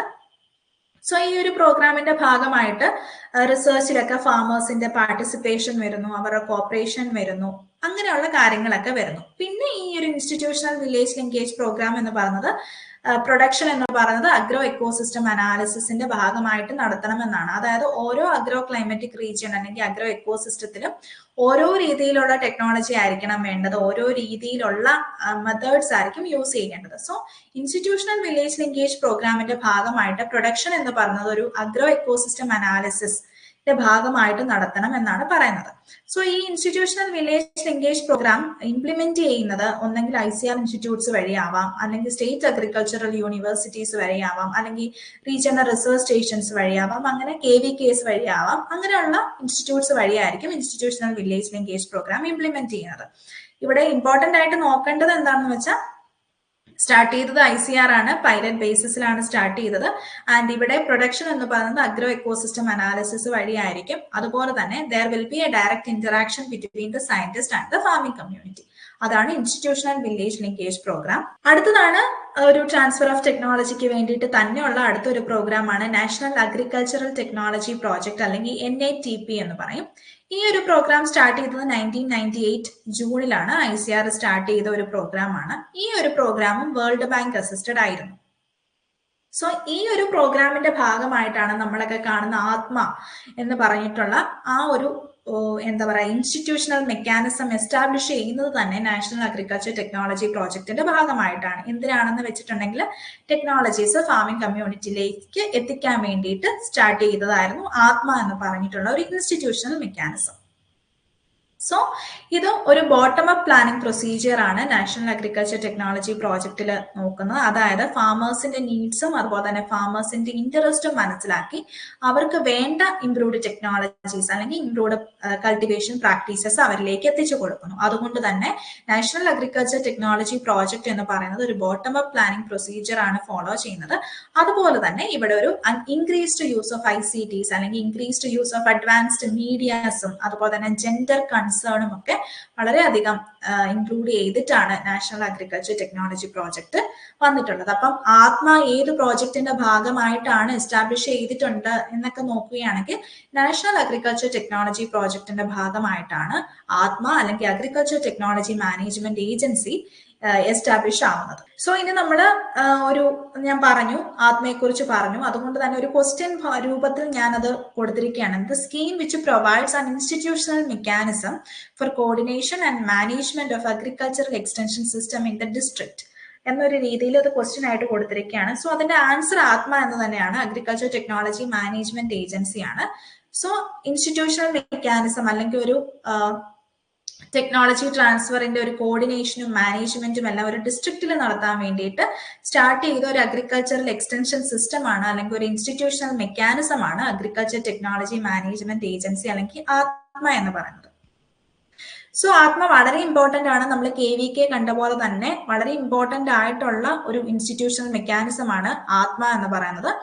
സോ ആത്മ ഞാൻ പറഞ്ഞു നാഷണൽ അഗ്രികൾച്ചർ ടെക്നോളജി പ്രോജക്റ്റിന്റെ ഭാഗമായിട്ടാണ് ആത്മ എസ്റ്റാബ്ലിഷ് ചെയ്യുന്നത്. ആത്മ ലോഞ്ച് ചെയ്യുന്നത് 29 മാർച്ച് 2005 ലാണ്. സോ ഈ ഒരു ആത്മ അല്ലെങ്കിൽ അഗ്രികൾച്ചറൽ ടെക്നോളജി മാനേജ്മെന്റ് ഏജൻസി എന്തിനാണ് സ്റ്റാർട്ട് ചെയ്തതെന്ന് പറഞ്ഞാൽ അഗ്രികൾച്ചറൽ റിസർച്ചിലും അതുപോലെ തന്നെ അഗ്രികൾച്ചറൽ എക്സ്റ്റൻഷൻ സിസ്റ്റത്തിലെയും കുറച്ച് ചേഞ്ചസ് വരുത്താൻ വേണ്ടിയിട്ട് സ്റ്റാർട്ട് ചെയ്തതാണ് agricultural agriculture technology management agency അല്ലെങ്കിൽ ആത്മ. നമ്മൾ ആത്മയ്ക്ക് നോക്കുകയാണെങ്കിൽ ആത്മയ്ക്ക് മെയിൻ ആയിട്ട് 2 ബോഡീസ് ആണുള്ളത്. ഒന്ന് ആത്മ മാനേജ്മെന്റ് കമ്മിറ്റിയും അതുപോലെ തന്നെ ഒന്ന് ഗവേണിംഗ് ബോർഡുമാണ്. വളരെ ഇമ്പോർട്ടന്റ് ആയിട്ട് ആത്മയുടെ ഏറ്റവും ഇമ്പോർട്ടന്റ് ആയിട്ടുള്ള ഒരു ഏരിയ ആണ് ആത്മ മാനേജ്മെന്റ് കമ്മിറ്റി അതുപോലെ തന്നെ ഗവേണിംഗ് ബോർഡ് എന്ന് പറയുന്നത്. സോ ക്വസ്റ്റ്യൻസിലൊക്കെ വരുമ്പോൾ നമ്മൾ കമ്മ്യൂണിറ്റി ഡെവലപ്മെന്റ് പ്രോഗ്രാമിനെയും അതുപോലെ തന്നെ നാഷണൽ എക്സ്റ്റൻഷൻ സർവീസിനെയും കുറിച്ച് പറഞ്ഞപ്പോൾ നമ്മൾ പഠിച്ചു. അവിടെ ഓരോ പ്രോജക്ട് ഏരിയയും ഹെഡ് ചെയ്യുന്നത് നമുക്ക് കൺഫ്യൂഷൻ വരാം. കമ്മ്യൂണിറ്റി ഡെവലപ്മെന്റ് പ്രോഗ്രാമിൽ ആരാണ് ഹെഡ് ചെയ്യുന്നത് അല്ലെങ്കിൽ നാഷണൽ എക്സ്റ്റൻഷൻ സർവീസിൽ ആരാണ് ഹെഡ് ചെയ്യുന്നത് എന്നുള്ളത് കൺഫ്യൂഷൻ വരാം. അതുപോലെ തന്നെ അഗ്രികൾച്ചർ ടെക്നോളജി മാനേജ്മെന്റ് ഏജൻസിയിൽ നമുക്ക് 2 ബോഡീസ് ആണ് ഹെഡ് ആയിട്ട് വരുന്ന 2 ബോഡീസ് ആണുള്ളത്. ഒന്ന് ആത്മ മാനേജ്മെന്റ് കമ്മിറ്റിയും ഒന്ന് ഗവേണിംഗ് ബോർഡുമാണ്. സോ ഈ 2 ബോഡീസും ആര് ഹെഡ് ചെയ്യുന്നു എന്നുള്ള കാര്യം കൺഫ്യൂഷൻ ഇല്ലാതെ പഠിച്ചു വെക്കുക. ഗവേണിംഗ് ബോർഡ് ആയിരിക്കും ഏറ്റവും തലപ്പത്തിരിക്കുന്ന ഒരു ബോർഡ് എന്ന് ഓർത്ത് വെക്കുക. ഗവേണിംഗ് ബോർഡ് ഹെഡ് ചെയ്യുന്നത് ഡിസ്ട്രിക്ട് കളക്ടർ ആയിരിക്കും. ആ ഒരു ഡിസ്ട്രിക്റ്റിലെ ഡിസ്ട്രിക്ട് കളക്ടർ ആയിരിക്കും ഗവേണിംഗ് ബോർഡ് ഹെഡ് ചെയ്യുന്നത്. അതുപോലെ തന്നെ ആത്മ മാനേജ്മെന്റ് കമ്മിറ്റി ഹെഡ് ചെയ്യുന്നത് പ്രൊജക്ട് ഡയറക്ടർ ആയിരിക്കണം. അതുകൊണ്ട് തന്നെ ഇത് കൺഫ്യൂഷൻ ഇല്ലാതെ ഓർത്ത് വെക്കുക. ക്വസ്റ്റ്യൻസിലൊക്കെ വരുമ്പോൾ കൺഫ്യൂഷൻ വരാനുള്ള ചാൻസ് ആണ്. ഗവേണിംഗ് ബോർഡാണ് ഏറ്റവും ഹെഡ് എന്ന് ഓർക്കുക. സോ അത് ഹെഡ് ചെയ്യുന്നത് ഡിസ്ട്രിക്ട് കളക്ടർ ആയിരിക്കും. ആത്മ മാനേജ്മെന്റ് കമ്മിറ്റി ഹെഡ് ചെയ്യുന്നത് പ്രൊജക്ട് ഡയറക്ടർ ആയിരിക്കും. സോ ആത്മയുടെ ഒരു ഓർഗനൈസേഷണൽ സ്ട്രക്ചർ നമ്മൾ നോക്കുകയാണെങ്കിൽ ആത്മയ്ക്ക് നമുക്ക് അഗ്രികൾച്ചറൽ ടെക്നോളജി മാനേജ്മെന്റ് ഏജൻസി ഉണ്ട്, അതുപോലെ തന്നെ ആത്മ മാനേജ്മെന്റ് കമ്മിറ്റി ഉണ്ട്, അതുപോലെ തന്നെ ഗവേണിംഗ് ബോർഡ് ഉണ്ട്. ഗവേണിംഗ് ബോർഡാണ് ഏറ്റവും ഹെഡ് എന്ന് ഓർക്കുക. ഗവേണിംഗ് ബോർഡ് ഹെഡ് ചെയ്യുന്നത് ഡിസ്ട്രിക്ട് കളക്ടർ ആണ്. ആത്മ മാനേജ്മെന്റ് കമ്മിറ്റി ഹെഡ് ചെയ്യുന്നത് പ്രൊജക്ട് ഡയറക്ടർ ആണ്. സോ ഈ ഗവേണിംഗ് ബോർഡും അതുപോലെ തന്നെ ആത്മ മാനേജ്മെന്റ് കമ്മിറ്റിയും നമ്മുടെ ഡിസ്ട്രിക്ട് ലെവലിലാണ് വരുന്നത്. അതിനുശേഷം താഴോട്ട് നോക്കുകയാണെങ്കിൽ നമുക്ക് farm information and advisory centres ഉണ്ട്. Farm information and advisory centres ഏത് ലെവലിലാണ് വരുന്നത് എന്ന് നോക്കിയാൽ ബ്ലോക്ക് ലെവലിലാണ് വരുന്നത്. ഈ ഫാം ഇൻഫോർമേഷൻ ആൻഡ് അഡ്വൈസറി സെന്റേഴ്സിൽ ഫാമേഴ്സിൽ നിന്നുള്ള റെപ്രസെന്റേറ്റീവ്സ് ഉണ്ടാവും, അതുപോലെ തന്നെ ആത്മ കമ്മിറ്റിയിൽ നിന്നുള്ള റെപ്രസെന്റേറ്റീവ്സ് ഉണ്ടാവാം, പല NGOസിൽ നിന്നുള്ള റെപ്രസെന്റേറ്റീവ്സ് ഉണ്ടാവാം. അങ്ങനെയുള്ള റെപ്രസെന്റേറ്റീവ്സ് എല്ലാവരും ഉണ്ടായിരുന്നു. ആത്മ എന്നപ്പോൾ ഞാൻ പറഞ്ഞു ഒരു പ്ലാനിംഗ് പ്രൊസീജിയർ എന്ന് പറഞ്ഞ ബോട്ടം അപ്പ് പ്ലാനിംഗ് ആണെന്ന് പറഞ്ഞു. സോ നമുക്ക് ഈ ഒരു ഓർഗനൈസേഷണൽ സ്ട്രക്ചർ ഓഫ് ആത്മ നോക്കുകയാണെങ്കിൽ വില്ലേജ് ലെവലിൽ നമുക്കുള്ളത് ഫാമേഴ്സ് ഇൻട്രസ്റ്റ് ഗ്രൂപ്പ് ഉണ്ട്, അതുപോലെ തന്നെ പല പബ്ലിക് ഏജൻസീസ് ഉണ്ട്, പ്രൈവറ്റ് ഏജൻസീസ് ഉണ്ട്, NGOs ഉണ്ട്, ഇൻപുട്ട് ഡീലേഴ്സ് ഉണ്ടാവാം. അങ്ങനെ പല ആൾക്കാരുണ്ട് ഒരു വില്ലേജ് ലെവലിൽ. സോ ഈ ഒരു ഫാമേഴ്സ് ഇൻട്രസ്റ്റ് ഗ്രൂപ്പ്സിലുള്ള ഫാമേഴ്സിന്റെ മെമ്പേഴ്സ് ഉണ്ടാവാം, ഫാമേഴ്സിന്റെ പ്രതിനിധികൾ ഉണ്ടാവും. സോ അവർ ഡിസ്കസ് ചെയ്യും what are the needs of farmers, ഫാമേഴ്സിന്റെ ഇൻട്രസ്റ്റ് എന്താണ്, ഏത് തരത്തിലുള്ള ടെക്നോളജീസ് ആണ് ഫാമേഴ്സിന് വേണ്ടത്, ഏത് തരത്തിലുള്ള ഇംപ്രൂവ്ഡ് പ്രാക്ടീസസ് ആണ് വേണ്ടത് എന്നൊക്കെ ഡിസ്കസ് ചെയ്യുന്നത് ഈ ഫാമേഴ്സ് ഇൻട്രസ്റ്റ് ഗ്രൂപ്പിലായിരിക്കും. സോ ഫാമേഴ്സ് ഇൻട്രസ്റ്റ് ഗ്രൂപ്പ് വരുന്നത് വില്ലേജ് ലെവലിലായിരിക്കും. അതിനുശേഷം ഈ ഇവിടെ ഡിസ്കസ് ചെയ്ത കാര്യങ്ങൾ ഫാമർ ഇൻഫോർമേഷൻ ആൻഡ് അഡ്വൈസറി സെന്റേഴ്സിലേക്ക് എത്തിക്കുന്നു. അത് ബ്ലോക്ക് ലെവലിൽ വർക്ക് ചെയ്യുന്ന ഒരു അഡ്വൈസറി സെന്റർ ആണ് farm information and advisory centres. Then അവിടെ ഒരു ഡിസ്കഷന് ശേഷം ഈ ഇൻട്രസ്റ്റുകൾ ഫാമേഴ്സ് നേരത്തെ പറഞ്ഞിട്ടുള്ള ഇൻട്രസ്റ്റുകളെല്ലാം ആത്മ മാനേജ്മെന്റ് കമ്മിറ്റിക്കും അതുപോലെ തന്നെ ഗവേണിംഗ് ബോർഡിലേക്കും എത്തുന്നു. സോ അതാണ് നമ്മൾ പറഞ്ഞത് ആത്മ എന്ന് പറയുന്നത് അവിടുത്തെ ഒരു പ്ലാനിംഗ് പ്രൊസീജിയർ എന്ന് പറയുന്നത് ഒരു ബോട്ടം അപ്പ് പ്ലാനിംഗ് പ്രൊസീജിയർ ആയിരിക്കും. സോ ഈ ഒരു ഓർഗനൈസേഷണൽ സ്ട്രക്ചർ നോക്കിയാണ് ലെഫ്റ്റ് സൈഡിൽ നോക്കിയാൽ കാണാം ഫണ്ട് ഫ്ലോ എപ്പോഴും വരുന്നത് ഡിസ്ട്രിക്റ്റിൽ നിന്നും വില്ലേജ് ലെവലിലേക്കും, അതുപോലെ തന്നെ വർക്ക് പ്ലാൻ അല്ലെങ്കിൽ എന്തൊക്കെയാണ് ഫാമേഴ്സിന്റെ ഇൻട്രസ്റ്റ് അല്ലെങ്കിൽ നീഡ് എന്നുള്ളൊരു വർക്ക് പ്ലാൻ എത്തുന്നത് വില്ലേജിൽ നിന്നും ഡിസ്ട്രിക്റ്റിലേക്കായിരിക്കും. സോ ആത്മയുടെ ഇത് ഇത്രയും ഓർത്തിരിക്കേണ്ട കാര്യങ്ങൾ എന്ന് പറയുന്നത് ഗവേണിംഗ് ബോർഡ് ഹെഡ് ചെയ്യുന്നത് ആരാണ്, അതുപോലെ തന്നെ ആത്മ മാനേജ്മെന്റ് കമ്മിറ്റി ഹെഡ് ചെയ്യുന്നത് ആരാണ്, അതുപോലെ തന്നെ ഇവിടുത്തെ ആത്മയിലെ പ്ലാനിംഗ് പ്രൊസീജിയർ എന്ന് പറയുന്ന ഒരു ബോട്ടം അപ്പ് പ്ലാനിംഗ് പ്രൊസീജിയർ ആയിരിക്കും. അവിടുത്തെ ഫണ്ട് ഫ്ലോ വരുന്നത് എപ്പോഴും ഡിസ്ട്രിക്റ്റിൽ നിന്നും വില്ലേജിലേക്കും, വർക്ക് പ്ലാൻ ഫ്ലോ വരുന്നത് എപ്പോഴും വില്ലേജിൽ നിന്നും ഡിസ്ട്രിക്റ്റിലേക്കായിരിക്കും എന്ന് ഓർത്തിരിക്കുക. സോ ആത്മ അതുപോലെ തന്നെ KVK വളരെ ഇമ്പോർട്ടന്റ് ആയിട്ടുള്ള ഒരു ഏരിയ ആണ്. ക്വസ്റ്റ്യൻസ് വരാനുള്ള വളരെ വലിയ ചാൻസ് ഉള്ള ഒരു ഏരിയ ആണ് ആത്മയും KV. സോ അട്ടിക്കും നിങ്ങൾക്ക് എല്ലാവർക്കും അറിയാവുന്നതായിരിക്കും. അഗ്രികൾച്ചറൽ ടെക്നോളജി ഇൻഫോർമേഷൻ സെന്റർ ആണ് അറ്റിക് എന്ന് പറയുന്നത്. നമ്മുടെ സെൻട്രൽ ട്രെയിനിങ് ഇൻസ്റ്റിറ്റ്യൂട്ട് മണ്ണിട്ടിയുടെ അടുത്ത് തന്നെ നമുക്കൊരു അഗ്രികൾച്ചർ ടെക്നോളജി ഇൻഫോർമേഷൻ സെന്റർ അല്ലെങ്കിൽ അട്ടിക് ഉണ്ട്. സോ അട്ടിക് എന്ന് പറയുന്നതും ടെക്നോളജി ട്രാൻസ്ഫർ ഒക്കെ നടത്താൻ വേണ്ടിയിട്ട് സ്റ്റാർട്ട് ചെയ്ത ഒരു എന്താണ് പറയാ ഒരു ഇൻസ്റ്റിറ്റ്യൂട്ട് അല്ലെങ്കിൽ സെന്റർ ആണ് അഗ്രികൾച്ചർ ടെക്നോളജി ഇൻഫോർമേഷൻ സെന്റർ. ഈ അറ്റിക് സ്റ്റാർട്ട് ചെയ്യുന്നതും 1998 1999 ആ ഒരു ഇയറിലാണ്. അതും നാഷണൽ അഗ്രികൾച്ചർ ടെക്നോളജി പ്രോജക്റ്റിന്റെ ഭാഗമായിട്ടാണ് അറ്റിക്കും സ്റ്റാർട്ട് ചെയ്യുന്നത്. ആത്മയും സ്റ്റാർട്ട് ചെയ്യുന്നത് നാഷണൽ അഗ്രികൾച്ചർ ടെക്നോളജി പ്രോജക്റ്റിന്റെ ഭാഗമായിട്ടാണ്. അതുപോലെ തന്നെ അഗ്രികൾച്ചർ ടെക്നോളജി ഇൻഫർമേഷൻ സെന്ററും സ്റ്റാർട്ട് ചെയ്തിട്ടുള്ളത് നാഷണൽ അഗ്രികൾച്ചർ ടെക്നോളജി പ്രോഗ്രാമിന്റെ അല്ലെങ്കിൽ പ്രോജക്റ്റിന്റെ ഭാഗമായിട്ടാണ്. So agriculture technology information centre അല്ലെങ്കിൽ അറ്റിക് എന്ന് പറയുന്നത് ഒരു സിംഗിൾ വിൻഡോ സപ്പോർട്ട് സിസ്റ്റം ആയിട്ടാണ് ആക്ട് ചെയ്യുന്നത്. അതായത് ഒരു റിസർച്ച് ഇൻസ്റ്റിറ്റ്യൂഷനും അതുപോലെ തന്നെ ഒരു എൻഡ് യൂസറുമായിട്ടുള്ള ഒരു ലിങ്കേജ് അല്ലെങ്കിൽ ഒരു സിംഗിൾ വിൻഡോ കണക്ഷൻ സിസ്റ്റം ആയിട്ടാണ് അറ്റിക് എപ്പോഴും ആക്ട് ചെയ്യുന്നത്. സോ അറ്റിക്കിലൊക്കെ ചെന്നാൽ നമുക്കറിയാം അവിടെ അഡ്വൈസറി സർവീസസ്, അതായത് സോയിൽ ടെസ്റ്റിംഗ് കാര്യങ്ങൾ ചെയ്തു തരുന്നുണ്ടാവും, പ്ലാന്റ് ഹെൽത്ത് ക്ലിനിക് ഉണ്ടാവും, അതുപോലെ തന്നെ ഡിസീസ് ഐഡന്റിഫിക്കേഷൻ ഉണ്ടാവാം, അതുപോലെ തന്നെ അവിടെ ഇൻപുട്ട് സപ്ലൈ, സെയിൽസ്, സീഡ്സിന്റെ സെയിൽസ് ഉണ്ടാവാം, പ്ലാന്റ്സിന്റെ സെയിൽസ് ഉണ്ടാവാം, അതുപോലെ തന്നെ ഫിഷ് സീഡ്സ്, അതുപോലെ തന്നെ ലൈഫ് സ്റ്റോക്ക്, അങ്ങനെ പ്രോസസ്ഡ് ഫുഡ്സ്, ഇതിന്റെ എല്ലാം സെയിൽ ഉണ്ടാവും. സോ ഈ ഒരു അഗ്രികൾച്ചർ ടെക്നോളജി ഇൻഫർമേഷൻ സെന്റർ അല്ലെങ്കിൽ അറ്റിക് എന്ന് പറയുന്ന ഒരു സിംഗിൾ വിൻഡോ കണക്ഷൻ ആയിട്ടാണ് റിസർച്ച് ഇൻസ്റ്റിറ്റ്യൂഷനും അതുപോലെ തന്നെ എൻഡ് യൂസറും തമ്മിലുള്ള ഒരു സിംഗിൾ വിൻഡോ കണക്ഷൻ സിസ്റ്റം ആയിട്ടാണ് ആക്ട് ചെയ്യുന്നത്.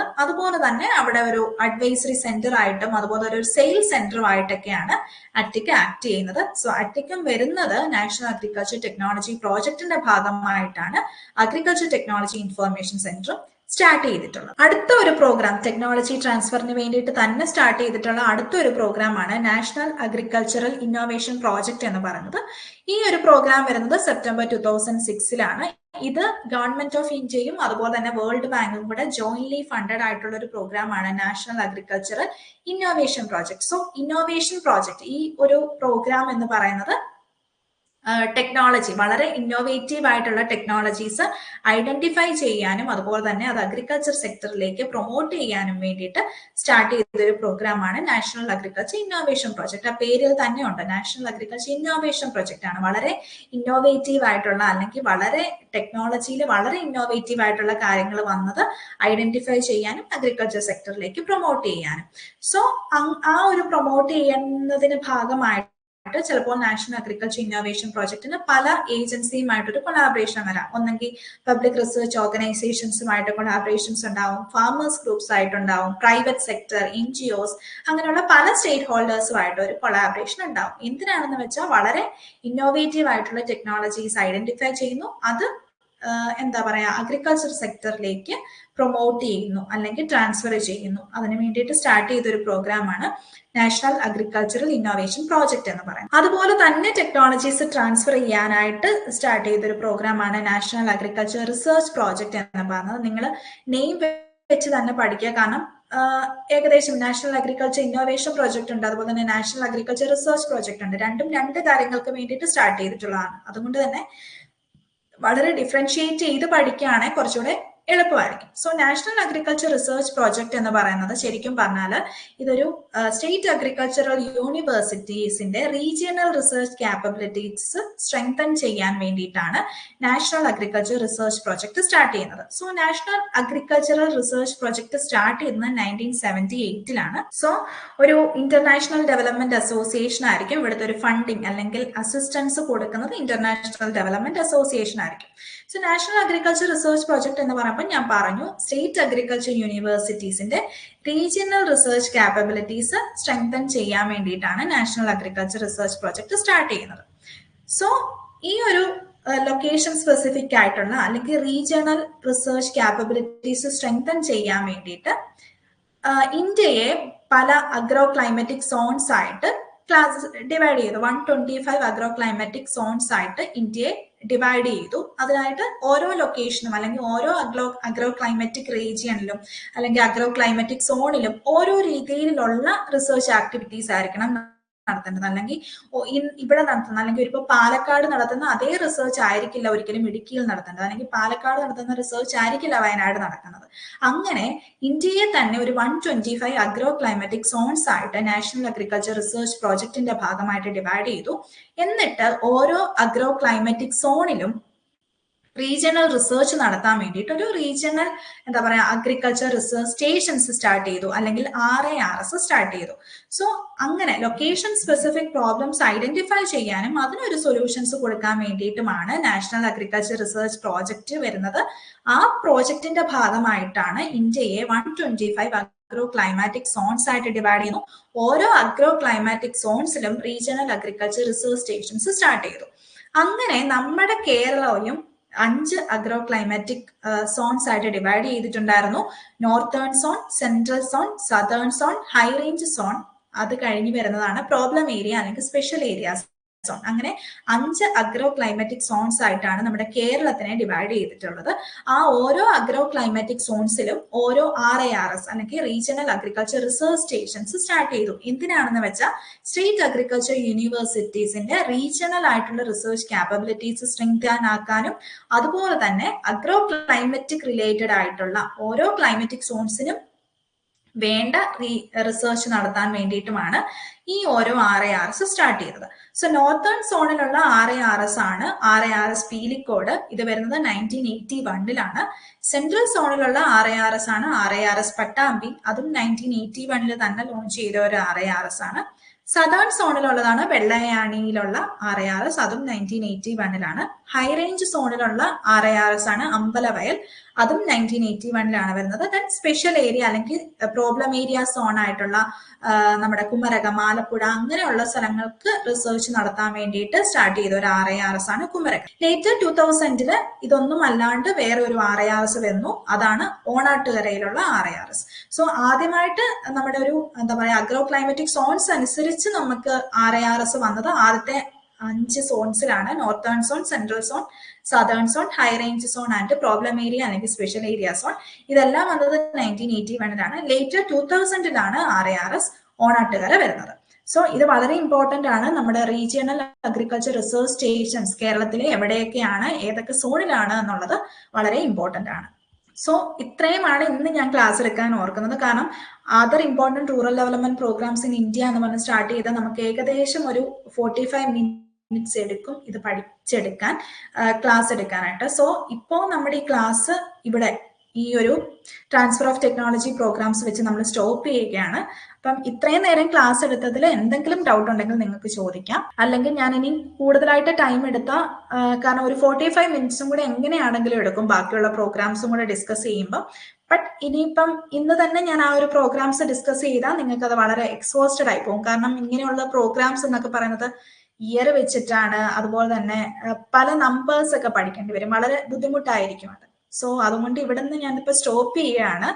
ഇതുവരെ എടുത്തിട്ടുള്ള പ്രോഗ്രാംസും അങ്ങനെയുള്ള കാര്യങ്ങളിൽ എന്തെങ്കിലും ഡൗട്ട് ഉണ്ടെങ്കിൽ നിങ്ങൾക്ക് ഇപ്പൊ ചാറ്റ് ബോക്സ് ഉപയോഗിച്ച് ചോദിക്കാം. ഇനി അഥവാ ചോദിക്കാനില്ലെങ്കിൽ നിങ്ങൾക്ക് അഗ്രിഗുരുമായിട്ട് ബന്ധപ്പെട്ടിട്ട് ചോദിക്കാം. ഞാൻ എങ്ങനെയാണെങ്കിലും ഒരു 2 മിനിറ്റ് വെയിറ്റ് ചെയ്യാം. എങ്ങനെയാണെന്നുള്ളത് ക്വസ്റ്റ്യൻസ് ഉണ്ടെങ്കിൽ എന്തെങ്കിലും ഉണ്ടെങ്കിൽ ചാറ്റിൽ ചോദിക്കാം. ഒരു ഡൗട്ടും ഇല്ലെന്ന് ഞാൻ പ്രതീക്ഷിക്കുന്നു. അപ്പൊ എന്തെങ്കിലും ഡൗട്ട് ഉണ്ടെങ്കിൽ നിങ്ങളുടെ അഗ്രിഗുരുവായിട്ട് അവർക്ക് മെസ്സേജ് ചെയ്താൽ മതി.